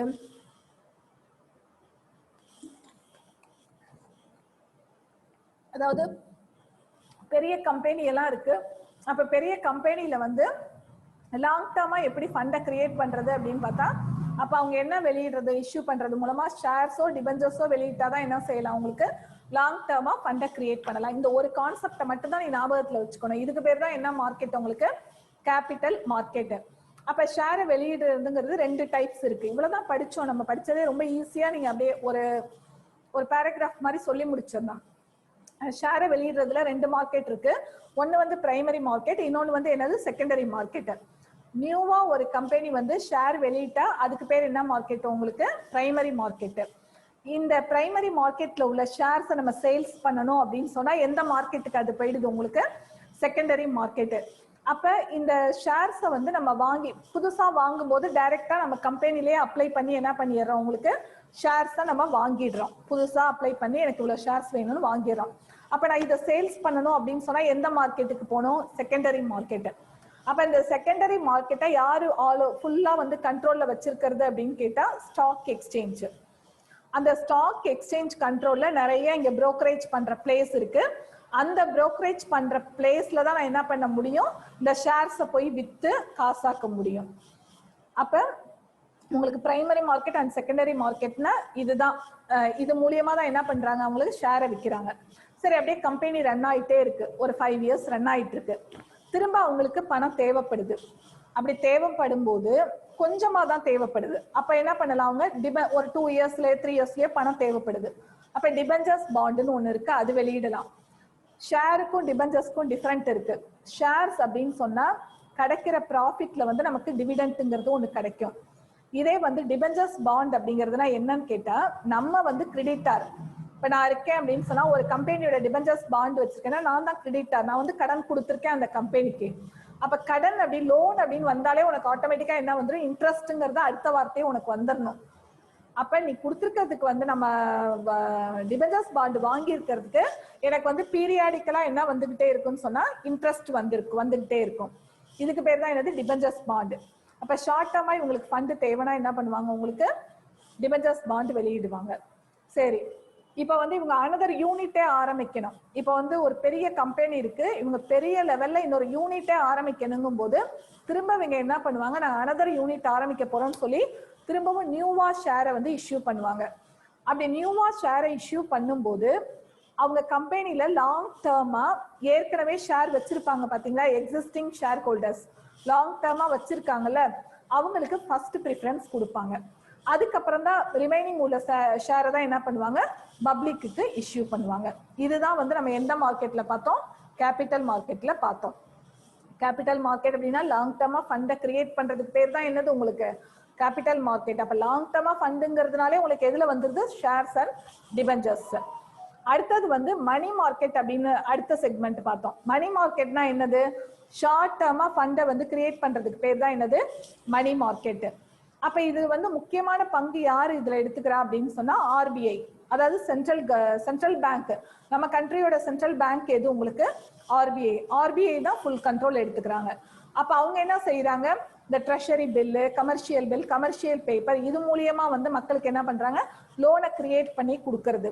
சரி, இப்ப நான் வந்து ஒரு பிசினஸ் மேனா இருக்கேன், நான் போயிட்டு ஒண்ணு எனக்கு ஒரு 2 லட்சம் தேவைப்படுது, 10 லட்சம் தேவைப்படுதுன்னா உடனே கேஷ் எடுத்து அப்படியே பேங்க்ல கொடுத்துட முடியுமா, முடியாது. அப்ப அதுக்குதான் என்ன பண்றாங்க இவங்க, இந்த பில்ஸ் எல்லாம் இருக்கு பாத்தீங்களா, அதை நான் போய் என்ன பண்றேன், ஒரு அடமானமா போட்டு அது மூலியமா நான் என்ன வாங்கிக்கிறேன், அமௌண்ட். ஓகே, அதே மாதிரி ஒரு பிசினஸ் பீப்புள் இருக்காங்க, அவங்களுக்கு திடீர்னு வந்து ஒரு ப்ராஃபிட் கிடைக்குது. பிசினஸ் பீப்புள் மட்டும் கிடையாது, நம்மள மாதிரி ஒரு இண்டிவிஜுவல் பர்சன் இருக்காங்க, நம்ம கிட்ட ஒரு அளவுக்கு ஒரு அமௌண்ட் கிடைக்குது அப்படின்னு சொன்னா நான் வந்து எனக்கு ஆனா ஷார்ட் டேர்ம்லயே பணம் திரும்ப எனக்கு வேணுங்கும் போது நான் என்ன பண்ண முடியும், ஷார்ட் டேர்ம் டெபாசிட். இதை கிரியேட் பண்ணி கொடுக்கறது எது அப்படின்னு கேட்டா உங்களுக்கு ஆர்பிஐ தான். ஆர்பிஐ மூலியமா நிறைய கமர்ஷியல் பேங்க்ஸ் தான் இந்த ஒர்க்கை செய்யறாங்க. அப்ப ஷார்ட் டேர்மா வந்து ஒரு இண்டிவிஜுவல் பீப்புளோ பிசினஸ் பீப்புள்கிட்டயோ சர்ப்ளஸா உள்ள மணியை வாங்கிக்கிட்டு, அதாவது டெபிசிட்டா யார் யாருக்கெல்லாம் வந்து பற்றாக்குறையா பணம் தேவைப்படுதோ அவங்களுக்கு வந்து ஒரு இதை கிரியேட் பண்றாங்க, பண தேவையை உருவாக்கி அவங்களுக்கு பணத்தை வந்து சப்ளை பண்றாங்க, மணியை சப்ளை பண்றாங்க பாத்தீங்களா, இதுக்கு பேர் தான் மணி மார்க்கெட். இதுல எந்த விதமான கன்ஃபியூஷனும் இருக்கக்கூடாது. எல்லாத்தையும் ஓவராலா உட்காந்து ஒரே நாள்ல ரீட் பண்ண வேணாம், பார்ட்டா எடுத்து நீங்க இதை ரீட் பண்ணுங்க, ஈஸியா தான் இருக்கும். அப்ப கமர்ஷியல் பேப்பர்லாம் எத்தனை நாளைக்குள்ள அப்படின்னு சொன்னா 30 days, 90 days, அதாவது 364, அதாவது 1 yearக்குள்ளதான் இருக்கும் அப்படிங்கறது நீங்க தெரிஞ்சுக்கணும். ஓகேப்பா, ஹோம்ஒர்க் வந்து நோட் பண்ணிக்கோங்க.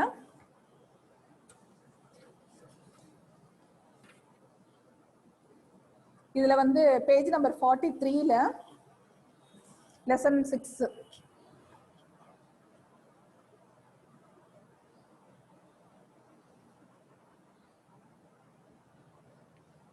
வெரி ஷார்ட் ஆன்சரும்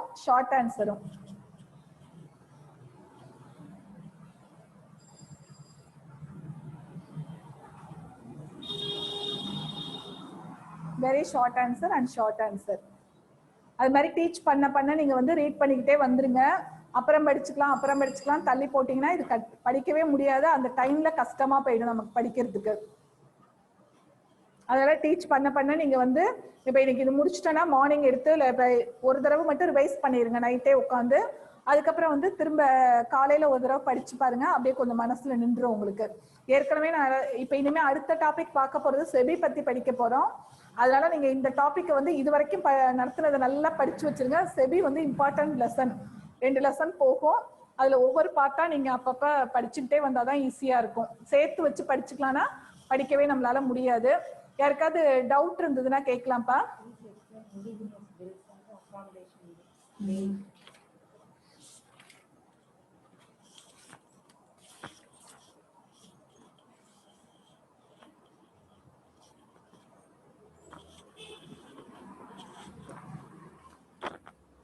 ஓகே, இண்டிஜினியஸ் பில்னா என்னன்னு பாருங்கப்பா. தேவி கேட்டிருக்கா.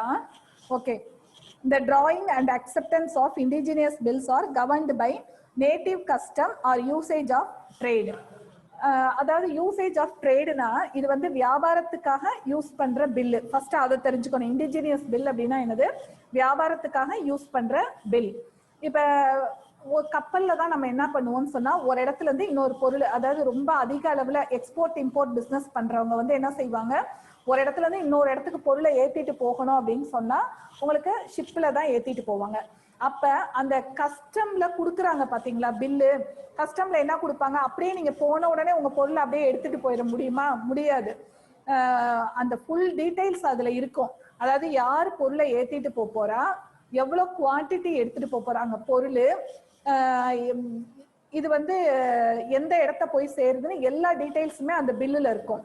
எதுக்காக இந்த பில்லை மென்ஷன் பண்ணிருக்காங்கன்னு சொன்னா, இந்த பில்லை வச்சு நம்ம என்ன செய்யலாம், உங்களுக்கு பேங்க்ல ஏதாவது லோன், ஷார்ட் டேர்ம் லோன் வாங்கலாங்கிறதுக்கு தான் இந்த இண்டிஜினியஸ் பில் அப்படிங்கிறது கொடுத்துருக்காங்க. Next accommodation bill. Accommodation bills are those which do not arise out of genuine trade of transactions. அதாவது இதுல என்னன்னு கேட்டா, இது வந்து உண்மையான டிரான்சாக்ஷன்ஸ் எதுவுமே பண்ண மாட்டாங்க அகாமடேஷன் பில்லை பொறுத்த வரைக்கும். அதாவது இந்த இடத்துல இவ்வளவு கூட்ஸ் இருந்தது, இந்த அதுக்கான பில்லு இவ்வளவுதான் அப்படின்னு எல்லா டீடைல்ஸுமே அதுல இருக்காது. அதுக்கு பேர் தான் என்னன்னு சொல்றாங்க, அகாமடேஷன் பில். இந்த இண்டிஜினியஸ் பில்ல வந்து எல்லா டீடைல்ஸுமே அந்த ப்ராடக்ட்டை பத்தி இருக்கும். அதை வச்சு நம்ம என்ன பண்ணிக்கலாம், ஷார்ட் டேர்ம் ஃபண்டு வாங்கிக்கலாம். அகாமடேஷன் பில்லுல வந்து என்ன வருது, ஜெனியூன் ட்ரேட் ஆஃப் டிரான்சாக்ஷன்ஸ். அதாவது அந்த வியாபாரத்துல என்ன நடக்குதோ அத்தனை உண்மையுமே அதுல இருக்காதுன்னு சொல்றாங்க. அதுக்கு பேர் தான் வந்து அகாமடேஷன் பில். வேற யாருக்காவது டவுட் இருக்காமா? கொஞ்சம் யோசிச்சு கேளுங்க, டவுட் இருந்தா கேளுங்கப்பா. ஒரு தடவை படிச்சு பாத்தீங்கன்னாலே உங்களுக்கு புரியும் எல்லாமே. வேற யாருக்காவது டவுட் இருந்தா கேளுங்கப்பா. இல்ல நீங்க படிச்சுட்டு வாங்க, நெக்ஸ்ட் கிளாஸ்ல கூட கேளுங்க. லாஸ்ட் இதை படிச்சு வச்சுட்டு மார்க் பண்ணிட்டு கூட. ஏன்னா நெக்ஸ்ட் வந்து செபி லெசன் நம்ம பார்க்கணும், அது கிளியரா. சந்தோஷ்.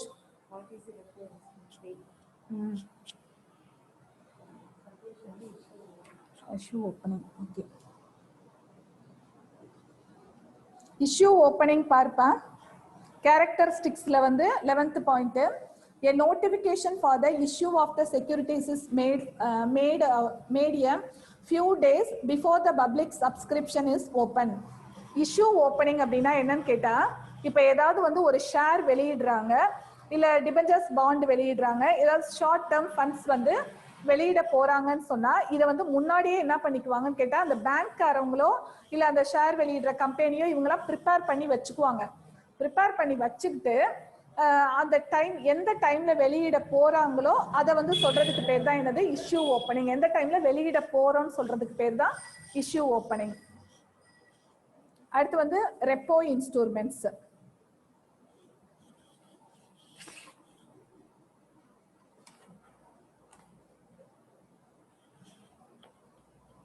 மணி மார்க்கெட் இன்ஸ்ட்ருமெண்ட்ஸ் அப்படிங்கிற அதுல வந்து இந்த பேங்க்ல தான்ப்பா அந்த ரெப்போ இன்ஸ்ட்ருமெண்ட்ஸ்னு இருக்கும். அதுவும் ஒரு டைப் ஆஃப் வந்து பேப்பர் தான். அந்த ரெப்போ இன்ஸ்ட்ருமெண்ட் அப்படிங்கிறது என்ன அப்படின்னு கேட்டா, அது ஒரு டைப் ஆஃப் பேப்பர். எப்படி commercial bill, commercial paper, certificate of paper இதெல்லாம் பார்க்குறோம்ல, அது மாதிரி அது ஒரு டைப் ஆஃப் பேப்பர். அதுவும் வந்து இந்த ஃபண்டு கிரியேட் பண்றது, இது எப்படி வந்து சர்டிபிகேட் ஆஃப் டெபாசிட், பணம் டெபாசிட் பண்றோம் பாத்தீங்களா. ரெப்போ ரேட் அப்படிங்கிறது என்ன அப்படின்னு சொன்னா, வட்டி விகிதம் சொல்றது. இந்த ரெப்போ இன்ஸ்ட்ருமெண்ட் அப்படிங்கிறது இந்த வட்டி விகிதத்தை பத்தி சொல்றதுக்கு பேர் தான் ரெப்போ இன்ஸ்ட்ருமெண்ட் அப்படின்னு சொல்றது. நெக்ஸ்ட் வேற யாருக்குமா டவுட்? தேவி வீட்டுல படிச்சு பாரு, அப்புறம் ஏதாவது டவுட் இருந்தா கூட கேளு. மத்தவங்க எல்லாருக்கும் கிளியரா இருக்கீங்களாப்பா? டவுட் இருந்தா கேளுங்க, ஆடியோ மூலியமா கூட கேட்கலாம்ல. ஓகே, கேளுங்க. ஹோம்ஒர்க் எல்லாம் கொஞ்சம் கரெக்டா ஃபாலோ பண்ணுங்க. எல்லாருமே சேர்த்து வச்சு படிச்சுக்கலாம்னு நினைக்காத. திடீர்னு ஸ்கூல் ஓபன் பண்ணிட்டாங்கன்னா கஷ்டமா போயிடும் எல்லாமே சேர்த்து படிக்கும் போது. சுமையா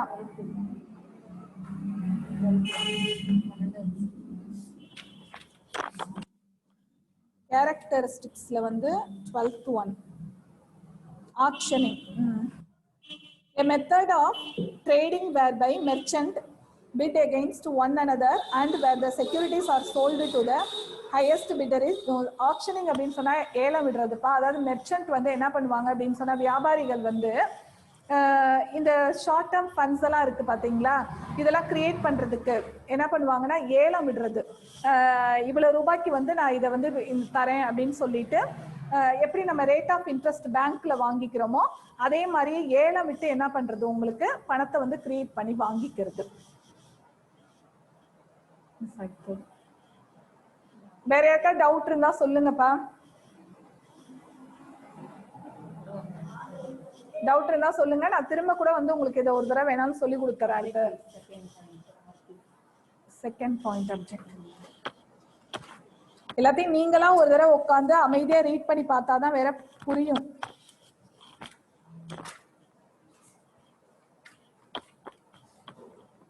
ஆர்த்தி வந்து ஆப்ஜெக்டிவ்ஸ் கேட்டிருக்கா, செகண்ட் பாயிண்ட் கேட்டிருக்க. Providing a focal point for central bank intervention for influencing liquidity in the company.